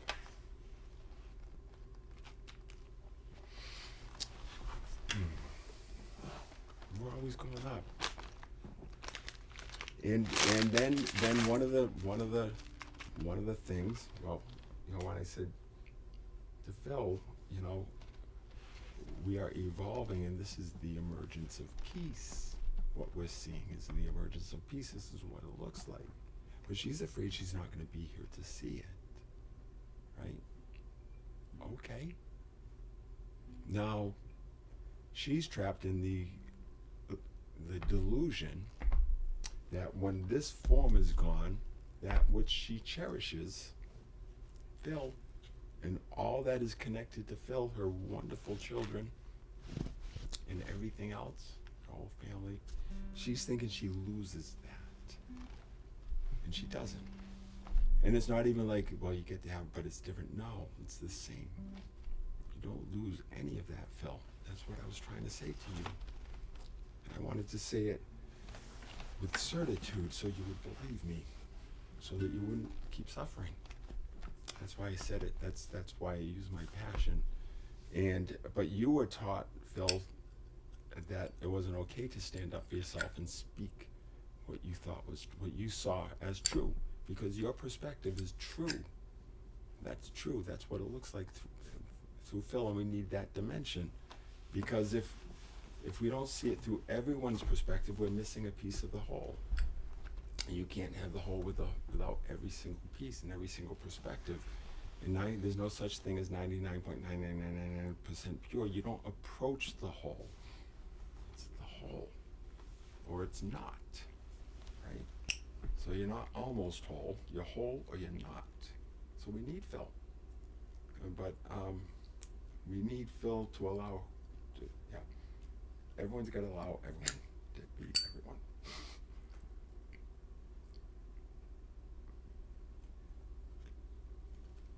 I have to admit, it is a tremendous relief to live on this planet without my mother and father being in physical form. That made things a lot easier for me. I love them tremendously. I have them with me still. I do not wish that they were here, not one little bit. It's not because I don't like them. I don't need that. I don't need that. I have them with me as preciously as ever. You don't understand it. It's like they're here with me. If they were here in physical form, that would be an impediment to me. And it was then. It would just bring up shit, because I always felt I had this obligation type thing, and they fed into that because they needed me. We mistake love for need.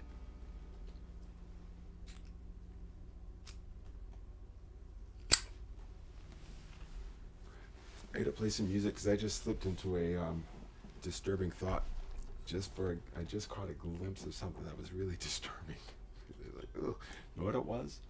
I shit you not. Like oh shit, we got to shift gears. I don't want to go there. For a very instant, I had a thought of that I was trying to get somewhere. A point, like in this whole quad, like delay some. No. This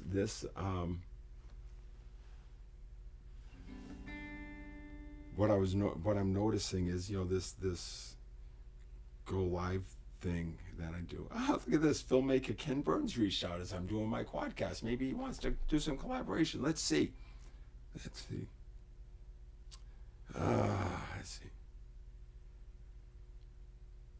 What's Ken Burns looking for?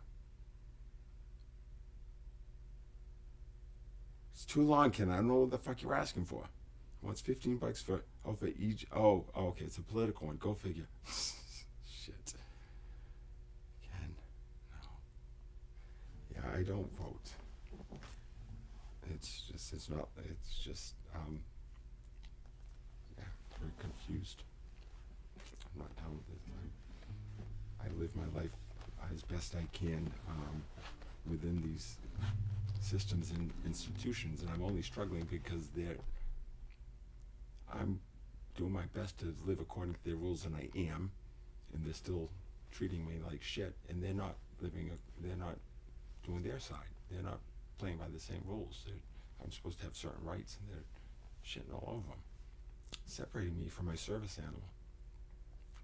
Police detective writing in a report that it's not a bona fide service animal. I told you it's a service animal. That makes it bona fide. Read the regulation. Isn't that your job? Charges of kidnapping and overpower my family and steal me away on a small island to get me somewhere. Zero investigation done. None. Like, how violent is he?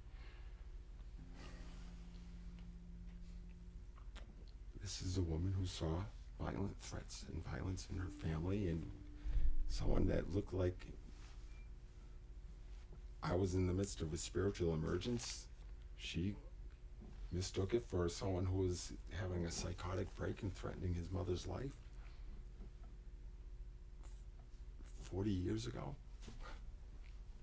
That's not me. Not all people who look like that do that thing. That's profiling. There's your profiling. You're all profiling everybody. You're profiling each other. Look, just like that kid that abused me when I was a child. He said the same thing. That's what's happening. You don't even know what's happening, and you all know this. Yeah, inside out revolution, but you're still saying, yeah, how many of you have ever protested for peace? If you think Trump is fucked up, I see you. You're stuck. If you think the other side needs to do something, if you think that if you're upset that those people died in Minnesota, and that was wrong, you're trapped. This is not about being callous. But I'm simply saying that if you see this is where we get, this is how I see you. Like, this is where it's like, oh, you're playing a good game. But if you're disturbed and you're gnashing your teeth about what's going on in Minneapolis, like, I don't know what happened there. Someone just mentioned Daryl mentioned it, some people dying in Minneapolis or something. Or ice in Minneapolis. I have no idea. I don't fucking watch it. Who cares? I got other more beautiful things. I'm watching. I'm in charge. It's not like I'm checking out. No, I'm checking in. That's why I'm not watching that. I'm checking in with the real, and so I'm not watching that because that's not real. That's just the fucked upness playing out. That's just more of the shit, and that's what's coming. What you're seeing is the last throes of a paradigm. And paradigms don't shift gradually. Paradigmatic shift. Even though this one started a long fucking time ago. But at some point, snap. Everyone goes, what the fuck is just happening? I'm dreaming of the snap. Snapple, baby, let's get it done. Pop that cap. Pop the cap, and I want to go home. No mercy. Like, okay, if you want to stick around and heal the world, and she will too. She will, whether you let her or not. It's just how it works. Wait till you see. Oh my God. Oh my God. Please, please, please, please, please don't listen to anything that says mercy me. But don't just skip it. I mean, I'm not saying don't skip past, it's not about me. But to truly appreciate, you need to know the whole story to appreciate mercy. I mean, I'm giving you I'm not marketing anything. I am not marketing anything. I'm telling you about my experience. And oh man, you gotta listen to her. And I don't mean like listen and do what she says, just listen to her. Find something that has her voice on it, whether she's singing or talking or droning on in the background. And put it on your iPod when you can't sleep at night and just listen to her. Or any of this, put something when she's talking to me. Let her soothe you like she soothes me. That's what she's here for. It's divine medicine. Oh my God. And that was my gift out of all of this. The hell I have gone through, not just over the past year or two, but my life. Yeah, I've gone through some shit, man. I would appreciate if anyone's, watching any of these, you hear me ranting about the Oak Bluffs Police Department, Berkeley, town of Fairhaven. Like, this is serious shit, and I'm not gonna file lawsuits. I'm counting on this, like, word getting around, and someone saying, hey, wait, not them saying, oh, we better, but someone should be like, this shit that's out of control, and someone ought to start to investigate who is sending patrol cars to 33 Bayview Avenue in Fairhaven, Massachusetts. And please go back the full 7 years, but just the past 12 months, you'll see enough to establish that a elected or appointed town official who happens to be my neighbor, first name Rui, lives across the street and one over from my front door, is involved in a pattern of harassment with the police department and the dog control officer. And it is making my life fucking miserable, right? And so I would like them to listen to this and note that these are legitimate complaints, and it is not on me to compile a record to show this to you and say, okay, I'm going to start the clock now. This is real. I live here. I'm a citizen of this town. I deserve your respect. And I deserve that since I'm paying taxes and I'm a human being, that you should do everything that you can possibly do to make this right in every possible dimension and way that you can think of.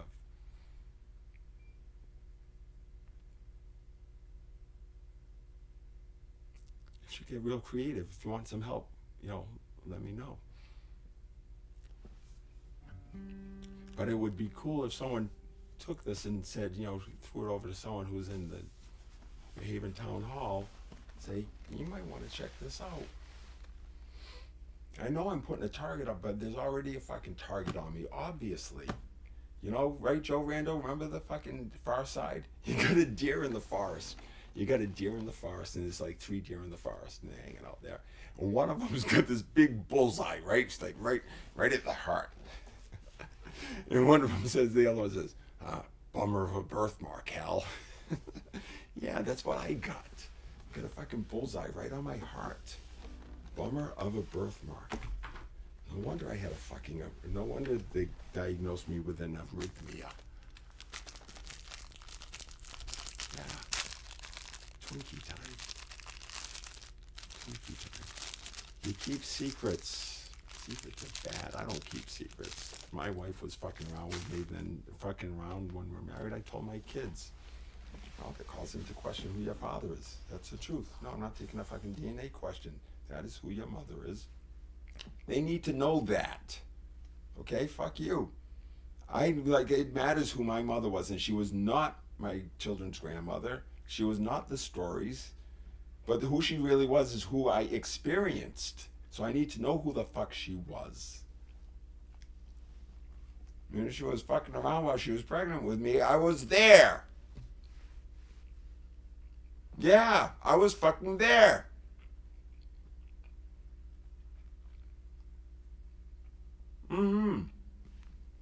Fuck, you would have called her a murderer if I died. I was, if she had an abortion or something, right? I was there. This shit is real. So I'm not talking about what happened to me. So yeah, that fucks you up. So I'm going to tell my son, you're feeling fucked up. You need to consider this thing because you're not thinking about that, but that's fucking you up. And people know whose father is whose, and we're not being honest with it, and it's fucking people up. And it's because of your shame. So yeah, that's what's going on. Watch Mercy Me 1, 2, 3. Mercy Me 1, 2, 3. Tolerate me, come for her.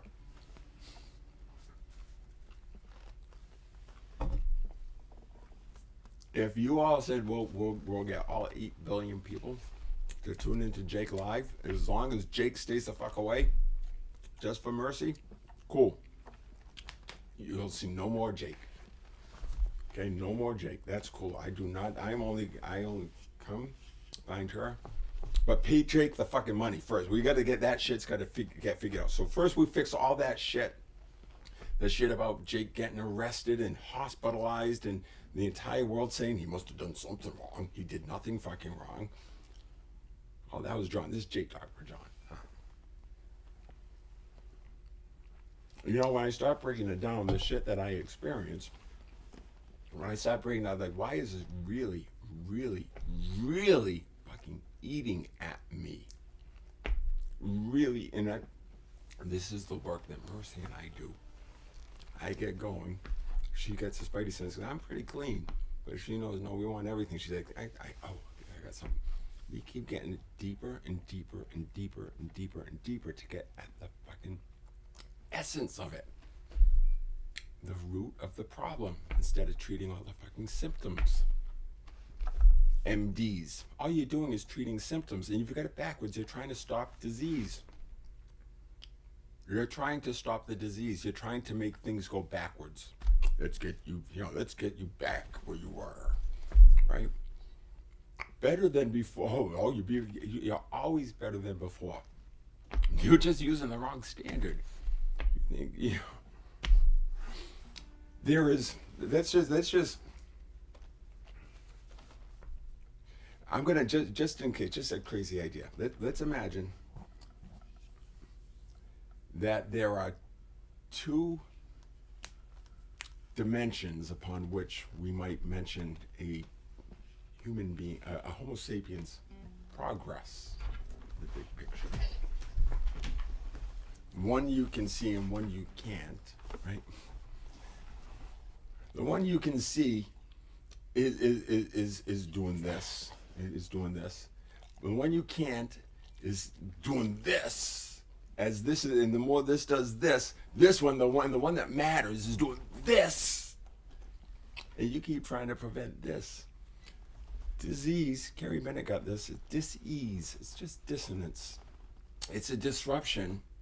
It's coming through the soil as we break through to do to the next, the more beautiful thing. It's a disruption. So the approach to disease is not to stop it or to bemoan it. Oh, because of flu, I had to stay in bed 3 days. Fucking A, love that. Stay in bed. Roll the snot, get it out. Why? What is the flu doing? Your body needs to heat. What are you purging? Get curious. Go inside for those 3 days. 3 days have nothing to do. It kills Navy. Maybe you could start just ponder what's fucking eating at you. So yeah, Western medicine's fucked up. Psychology only just has to say, yeah, that's normal. I mean, we were just looking at everything backwards, and it's getting funny. It's getting really funny. Thank you. Okay, I gotta calm down. I gotta slow down. Okay, mercy.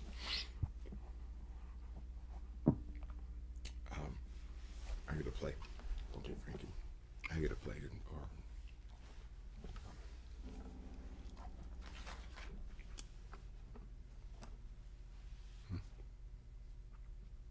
I have to imagine that, there's some people, I don't know. I just got a really big pulse. I just got a really big pulse.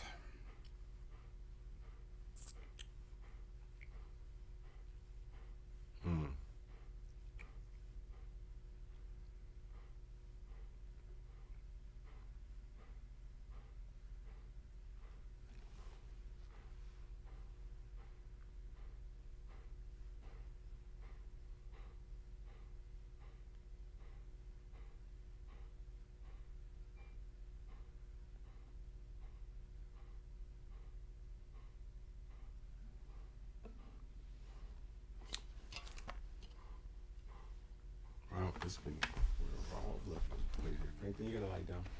You have to lie down. That's not a good place to be sitting. You can lie down here, or you can turn around, but you can't stand here. You can't sit here like that. That doesn't work. What do you need? What do we need? Okay, come on.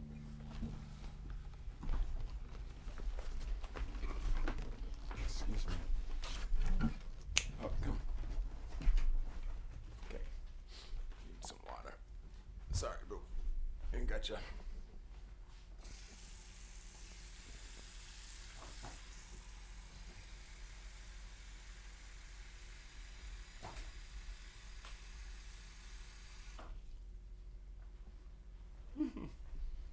Gotcha, Frank.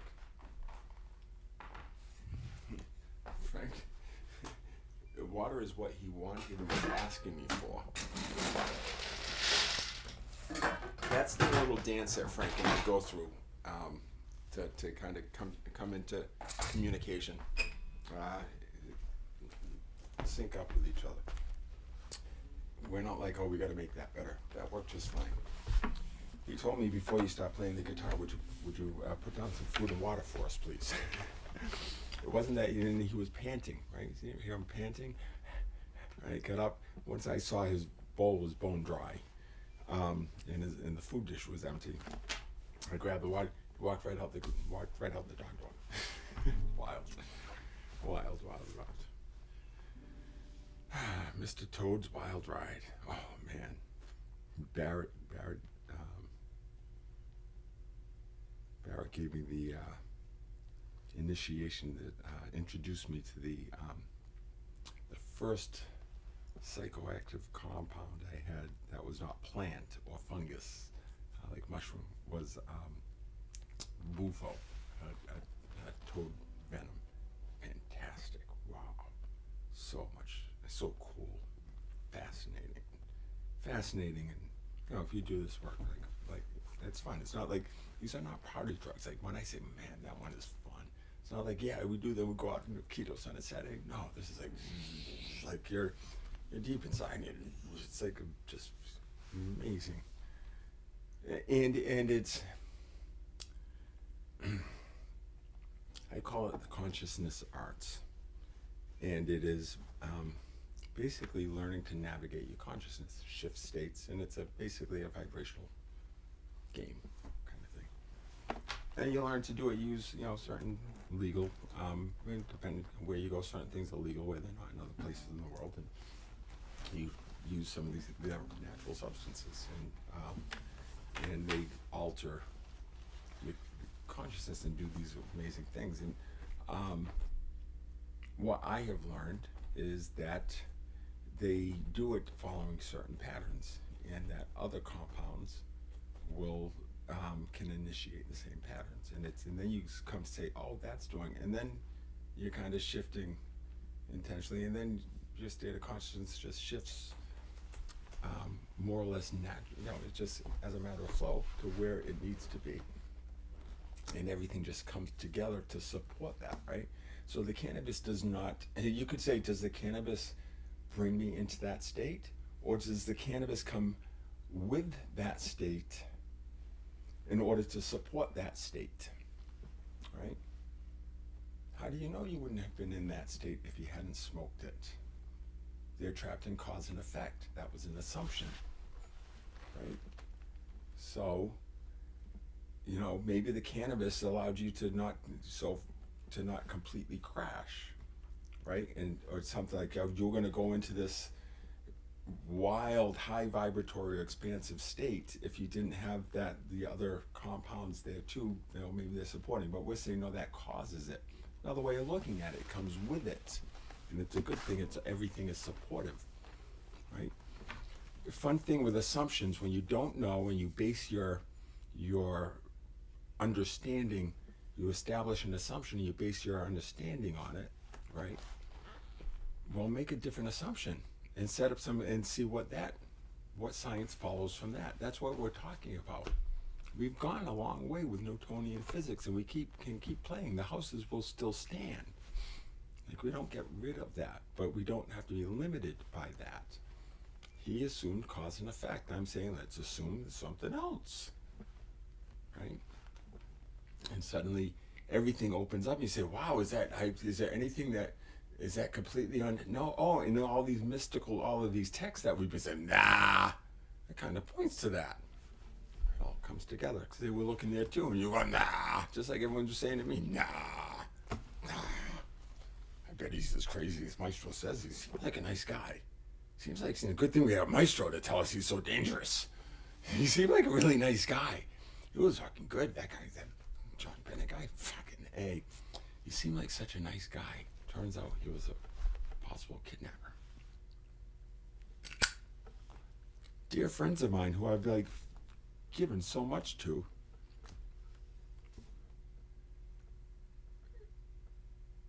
calling people who have expressed support for me and asking if I threatened them to get them to do that.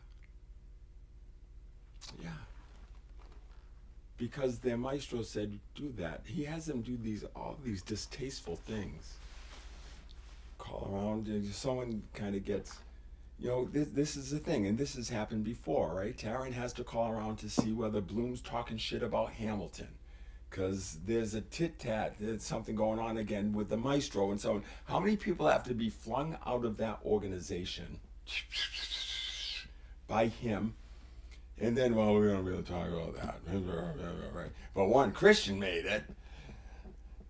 Christian's worried that he's going to fucking take it away from him. Because he could. He could simply say, yeah, that guy's shit. Yeah, whatever. No, he's shit. And Christian, you're shit. And you would feel like shit because you hold yourself because you want to be in his lineage. Stay in that lineage, brother. Christian lineage. That would be one you might choose.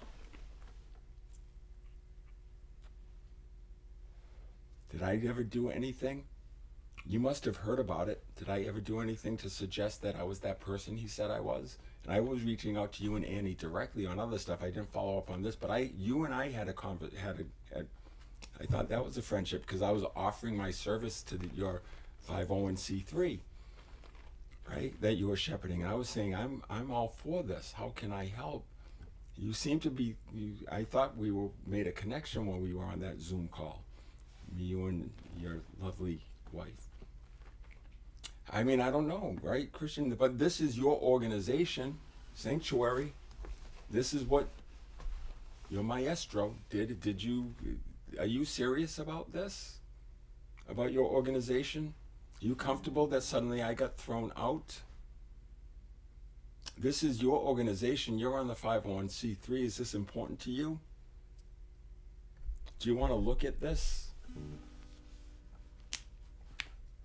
Who might you talk to that could give you the skinny, or at least a perspective other than, but you don't want to know. No one wants to know. Same thing at Karuna Mandala. I'm sorry, you guys don't want to know this stuff. But now you're gonna have to willfully ignore it. I mean, the letters are being sent out, all the communications that were there, and there's more. It's ridiculous. Did I already say it? My teacher of a decade asked me to be, he wanted to revive a beautiful organization called Karuna Mandala, and it had been set up by someone else as a 501c3, and he and his wife were asked to steward it. And I loved all my teachers until I saw them, until they revealed themselves to be not worthy of the devotion I had given them.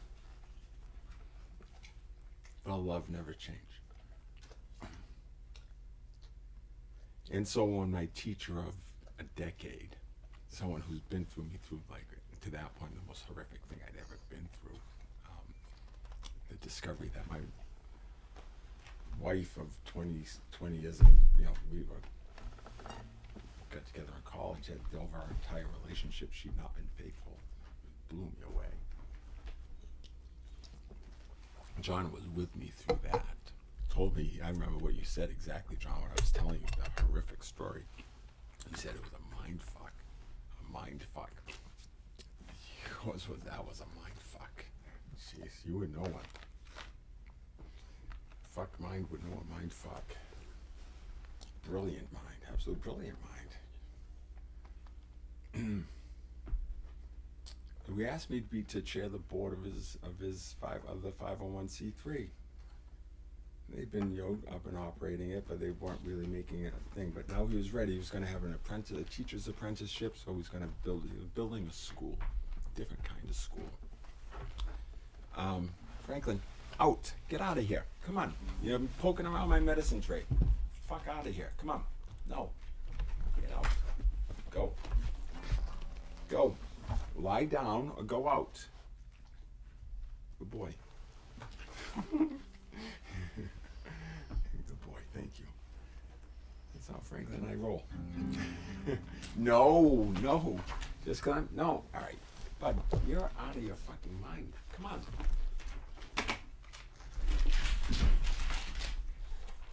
Chill out. Just chill out. just chill out. Everything's good. This has not been easy for my dogs. And sometimes they need a little, they do need a firm hand. But yeah, no, this has not been easy for my dogs. I'm not just talking about the harassment, but that's been a big piece of it. Because I've had to limit, yeah, it's not been easy. It's not been easy. And of course, when Franklin is like now I'm helping to manage him. And it's a pack thing, but, you know, he's my service animal. And his role is here to, you know, the focus is generally on this being. Not, you know, well, we're all special. But, you know, communicating through them to you all is a little, even more challenging. So, town of Fairhaven, not helping. Like, I have a life-threatening disability, not fucking helping. And it seriously impacts my life, both my disability and your insensitivity, complete lack of consideration, unwillingness to go beyond your myopic mindset and focus on your leash laws. I don't understand. I honestly don't understand how, yeah, it's mind-boggling. At every turn, you know, it's just mind-boggling. Seriously, it's like that. Well, okay, we'll get to that disability thing, but first we got to deal with this leash law. You understand? You got to work with us on that. Seriously, no. First you address the disability thing, then we say, now how do we, this leash law, how do we, I'm not talking about like bringing my rambunctious dog into a restaurant or something. My dog wanders a little bit. We're not bothering anybody. No one's saying, I'm not saying no the same way.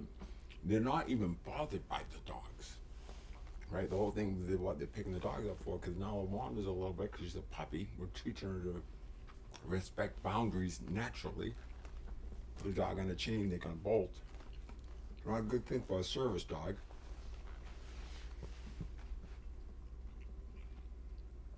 And so now I'm dealing with the fact that now it bolts more than I would like to because she's restricted too much. She's restricted by my stress. I'm like holding her close. Hey, please don't go over to Lynn's house. I'm so fucking sick of having to listen to her shit. Like, even if you're going over there to maybe pee, like, I'm feeling it from her. Now, please don't go over there. That's what you're doing to me, and it's all the time. Do not minimize it. It is like really getting, I got other shit to do. Until this is fixed, the pain and suffering continues until this is recognized. And don't make me write a letter, please. I'm so tired of like having to write letters. And I write some damn good letters. You wait till you read the letters I wrote, and these guys missed it. So John asked me to lead his 501c3. You can imagine. I was like, look, leadership was my thing. I had a 35-year corporate career that I left just like that.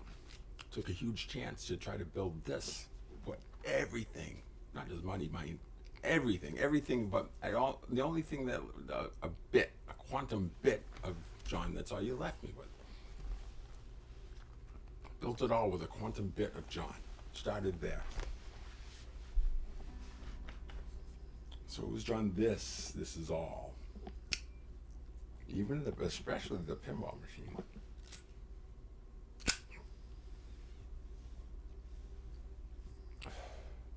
So like I'm like leaving because I think we gotta fix the way shit's leaders lead around here and everywhere. Self-leadership, community leadership, family leadership, right? Relating. And then he asked me to chair his board. What an opportunity it is for my teacher I'm devoted to, a spiritual organization I believe deeply in. It has a mission that I'm like, yeah, I'm all about that.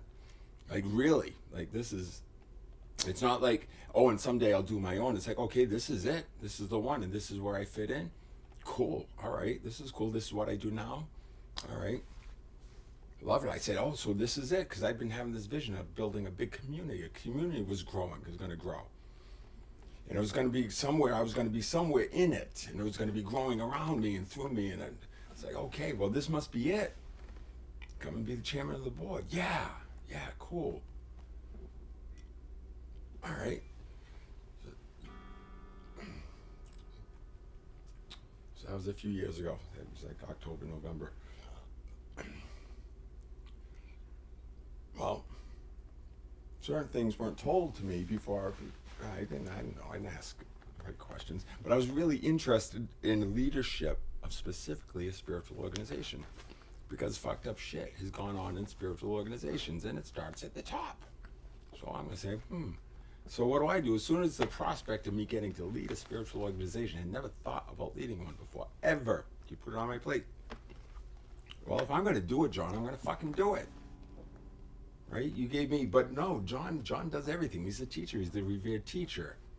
And so apparently this was just like a title thing, I think, right, John? You weren't really allowing someone else to, like, well, why don't you figure out what leadership looks like within a synarchic collective, right? No, you're going to do that. Boy Wonder's going to do that too, and teach and do this and hang the drapes and do everything you can possibly do. Bend yourself into a fucking pretzel to keep Nicole happy, right? Because she's blaming you now because you had your little thing, which you did not tell me about before you asked me to be on the board. You're on the board, your wife is on the board,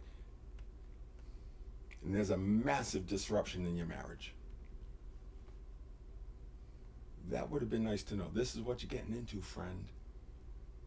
I want you to know I want to be open, right? No, that didn't come till after.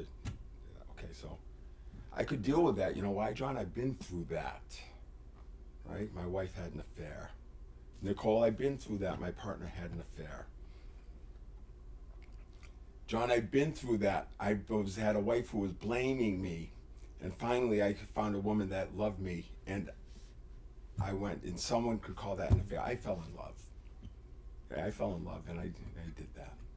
I don't know what happened in your thing, but it happened, and we could have been real about that, and I could see what was going on. And I wasn't blaming you, and you were blaming you, and she was blaming you. So the whole fucking thing was a mess. Total. So now, okay, so you got that piece. And then, well, there's another thing. Okay, what's the other thing? There's an issue with the nonprofit status. The IRS has revoked the nonprofit status. Okay. We've received some charitable donations in that time, and one of them was really fucking big. Wow! $250,000 from a single donor to a charitable organization that had lost its 501c3 status, and a bunch of students. And boy, that's kind of embarrassing when you can tell your students we lost. And as it turns out, they only realized that they lost their 501c3 status because those who had asked them to steward the organization happened to look to see if there was activity, whether they were using the 501c3 because someone else was interested in maybe doing it. So they said, maybe if John and Nicole aren't, we'll let them do it. So they said, we'll go and look at it. And they looked and they said, looks like it's been suspended. So they called John and Nicole to find out if they were active with a 501c3. And John and Nicole said, yeah, very active. Actually, we're building it up and so forth. And we're expanding the board. It's just been, what was it? Yeah, it was the two of them, basically, John and Nicole, Inc. And then they had their, anyway, it's in the letter. Well, some of you have seen it. It's out there. I'll post it at some point.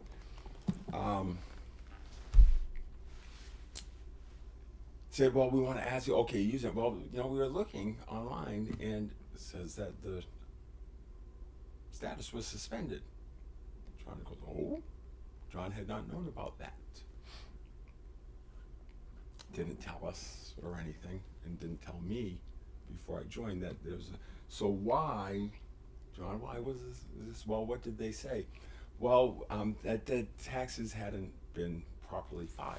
Oh, okay, you didn't properly file taxes on that. Well, actually, they never got the tax. They never something. They never got the taxes last year, and they suspend. Well, it actually wasn't just last year. It was 3 years in a row. We haven't filed taxes in 3 years. Nothing. Well, there was an address change and this and that. Okay, all right. Well, shit, we should. Well, there's one more thing. Okay, there's another thing. What's the other thing? We've got a student, you see. Do you know Joel? Yeah, I know Joel. So Joel, in the class, he's curious because he's been in some fucked up spiritual organizations. So he's gonna, he's waiting in gently, and it's like he doesn't want to get his heart broken again. And he's gonna say, let's check this out. So Joel, having been in leadership positions of such organizations in the past, knows some of the pitfalls and what to watch out for. And he's been like director and like some serious, like pretty cool positions, major stuff. Joel, man, love you. Good guy.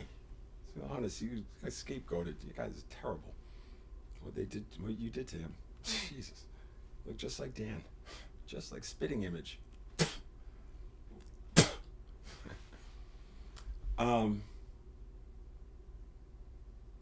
And Joel is making John exceptionally uneasy. John was like, he's like, and he was admitting, John, you admit you were like losing you weren't sleeping. I was like, what's going on?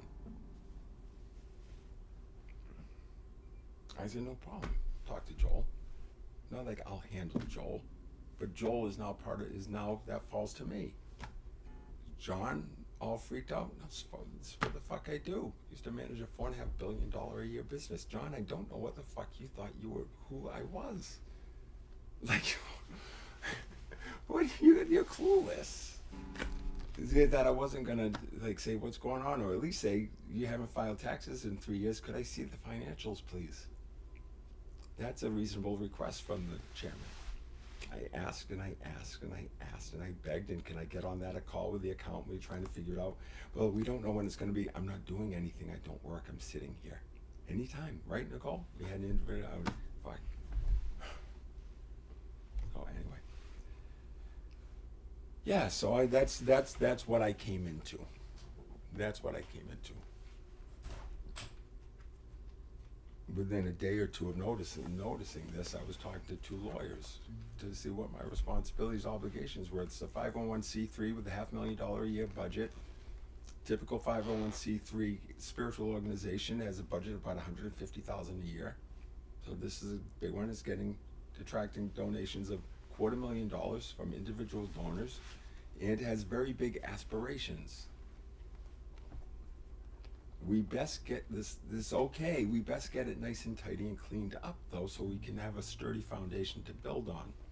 So let me see what's going on, please, and we'll get it resolved. I'm not looking to like send anyone to the principal's office like you looked like when Joel called you out in the middle of the retreat. I was trying to help you, but it was like it was dancing on eggshells. It was unbelievable.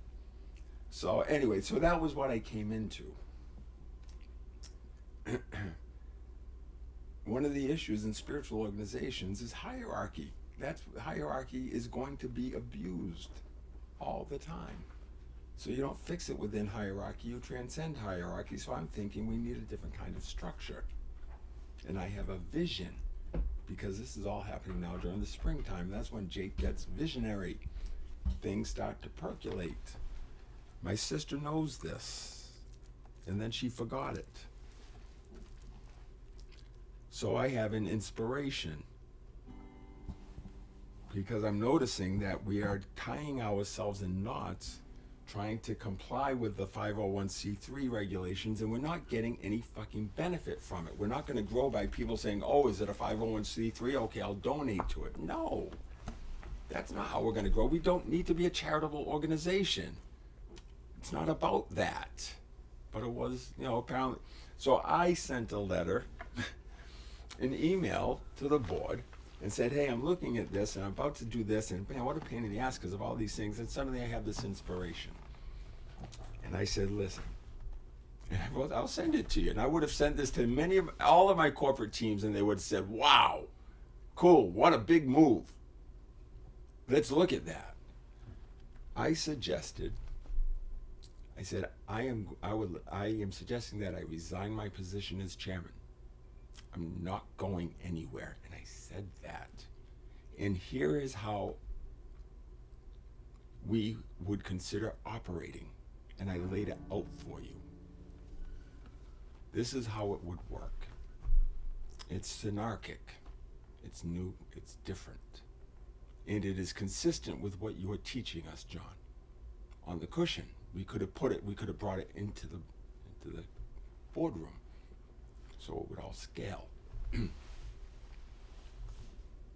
It was a fun letter because I said I'm resigning, right? But it was meant to inspire, right? But Shay's going through shit because her husband's threatening to kill her, and I don't fucking blame him. I don't want him to kill her, but I fucking don't blame him, Shay. You're a fucking shit show. You're cruel. You're terrible. I mean, I love you, man. I really enjoyed you as a friendship. But, man, when you turn,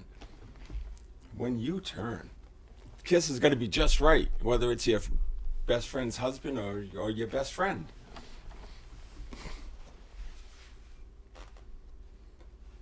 Someone else's husband.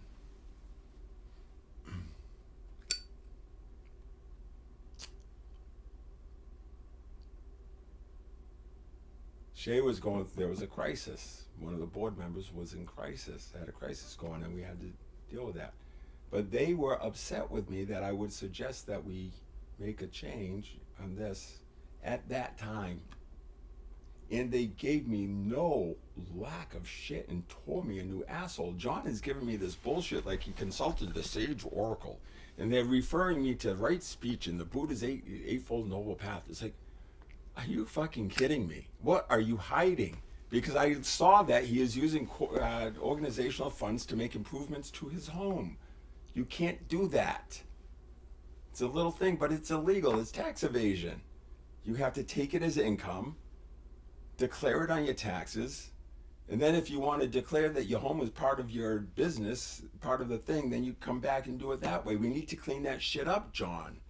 That's the one thing I was able to figure out from the 30-minute presentation we had from the accountant. I asked him, can I get access to the QuickBooks? You'd think the treasurer would have supported me, wouldn't you, Michael McSwain? Now he's the chairman.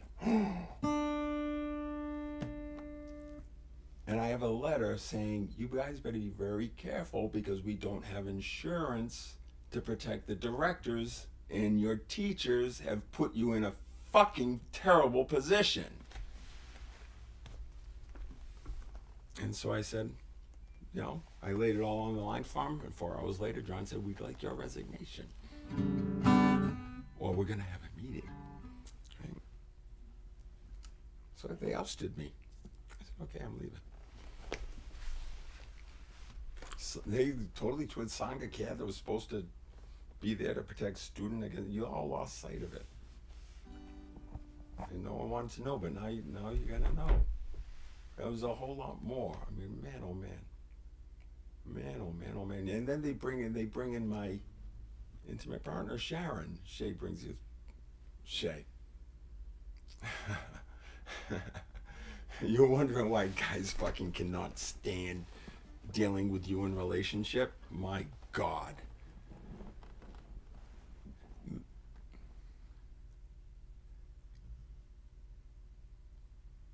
Female contempt hurts.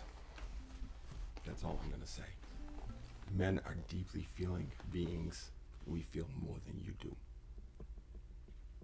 Yeah, you're caught in your fucking thinking. We grow it out, and then they don't take us. No, we don't fucking, we deal with it. We have the emotion. We express it. We feel it. We express it. We get in each other's, and then we let it go. We get back to the game. And then you look at that and you shit all over it, because we don't sit around in our stories and doing the analysis. And she had the nerve to tell me you had just gotten your fucking body work, somatic whatever, done your big thing, right? And you said, oh, that's what you need. That's what you need. That's why you can't kiss me properly. We could be having a lot of sex, you said. We could be having a lot of sex. Yeah, if you weren't such a bitch and blaming me for your inner dissonance. That felt horrible.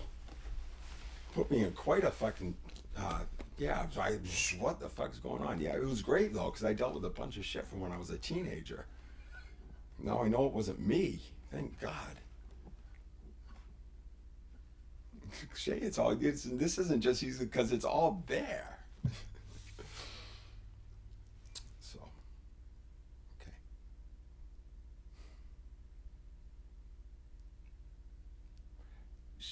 I wish you all, I don't know, do something, please. Help me to turn this off. Help me to turn it off. Because until I start hearing from somebody like, yeah, we got you, I heard you, you're right, I'm afraid it's just going to get hotter and hotter. And it's got to start feeling like I'm laying siege to your castles. Dark night of the soul. That's the shit that you should be talking about at your 3P conferences. Not just going, ooh. That's what Sharon says. We don't talk about these things there. We have a lovely time. A lovely time is great. And then we go to Rupert Spirit and we have a lovely time. And you ignore the shit that is making you buzz like 1,000 miles an hour, and you're allergic to everything, Sharon. And clearly there's something going on. It's not just the lovely time. And you're daring to tell me that I shouldn't be doing what I'm doing. So, and all of that is fine. And you could have just said, I don't love you. I want you to go away. Right? Or just speak to me. You couldn't even face me. You gave me the t-shirt, though. Heart of Reconnection. Jeez. Wow, this is all over the place. I'm hoping that this is Jake spilling the rest. Mercy, hang in there, love. I got you. Okay. Sorry, baby.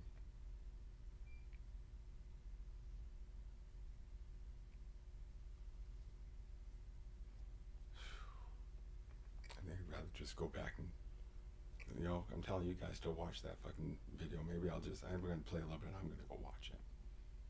I'm going to go watch it. It's so fucking healing. Go listen to that voice, please. Go listen to that voice. You guys missed that too. I'm a blue morpho. You guys missed it. You got to see through your own eyes.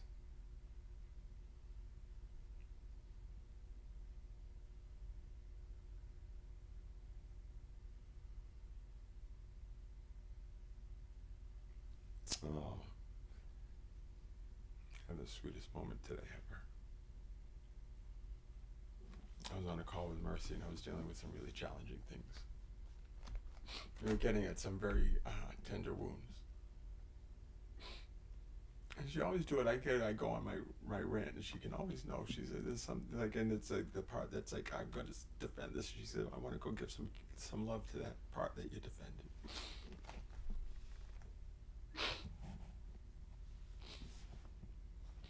And she said, I want to do something with you right now.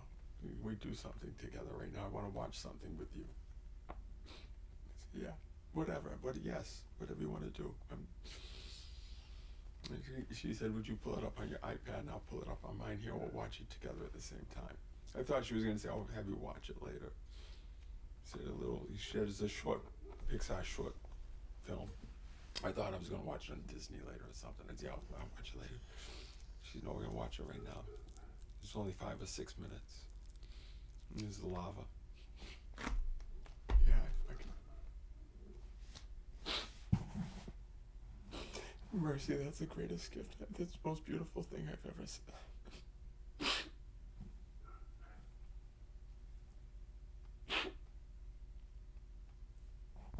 Wow. Jesus. I can't tell you how good it felt. I can't tell you how good actual love feels good. Oh my God. She's my friend.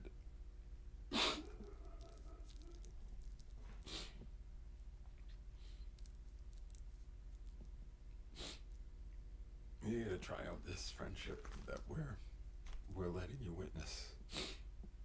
We're allowing you to witness something precious and super intimate. what we're allowing you to witness is so much more intimate than anything you've got going on in your bedroom. And more fulfilling. And nothing gets taken off the table, even though there's things that we don't have time for certain things right now. Like, we're focused on what we got to do, and we're working on holding and healing and supporting each other in outrageously loving and tender friendship.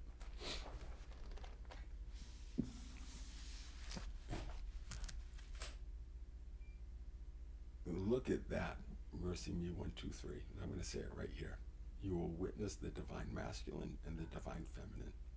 And you will witness an outrageously powerful healer, a woman who channels the Holy Spirit purely. My direct experience, every single time I'm on with her, and it's getting to be all the time. Yeah.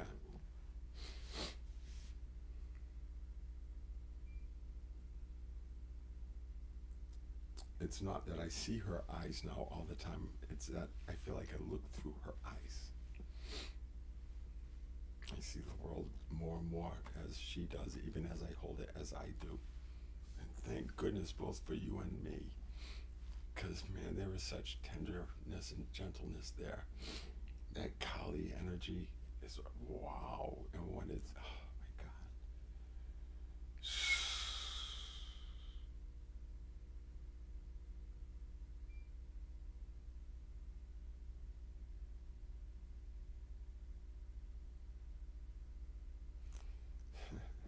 She's singing to me.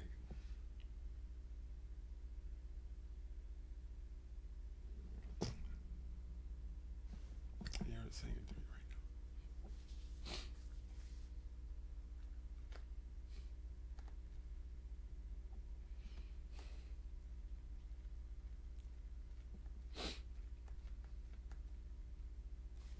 Sweet.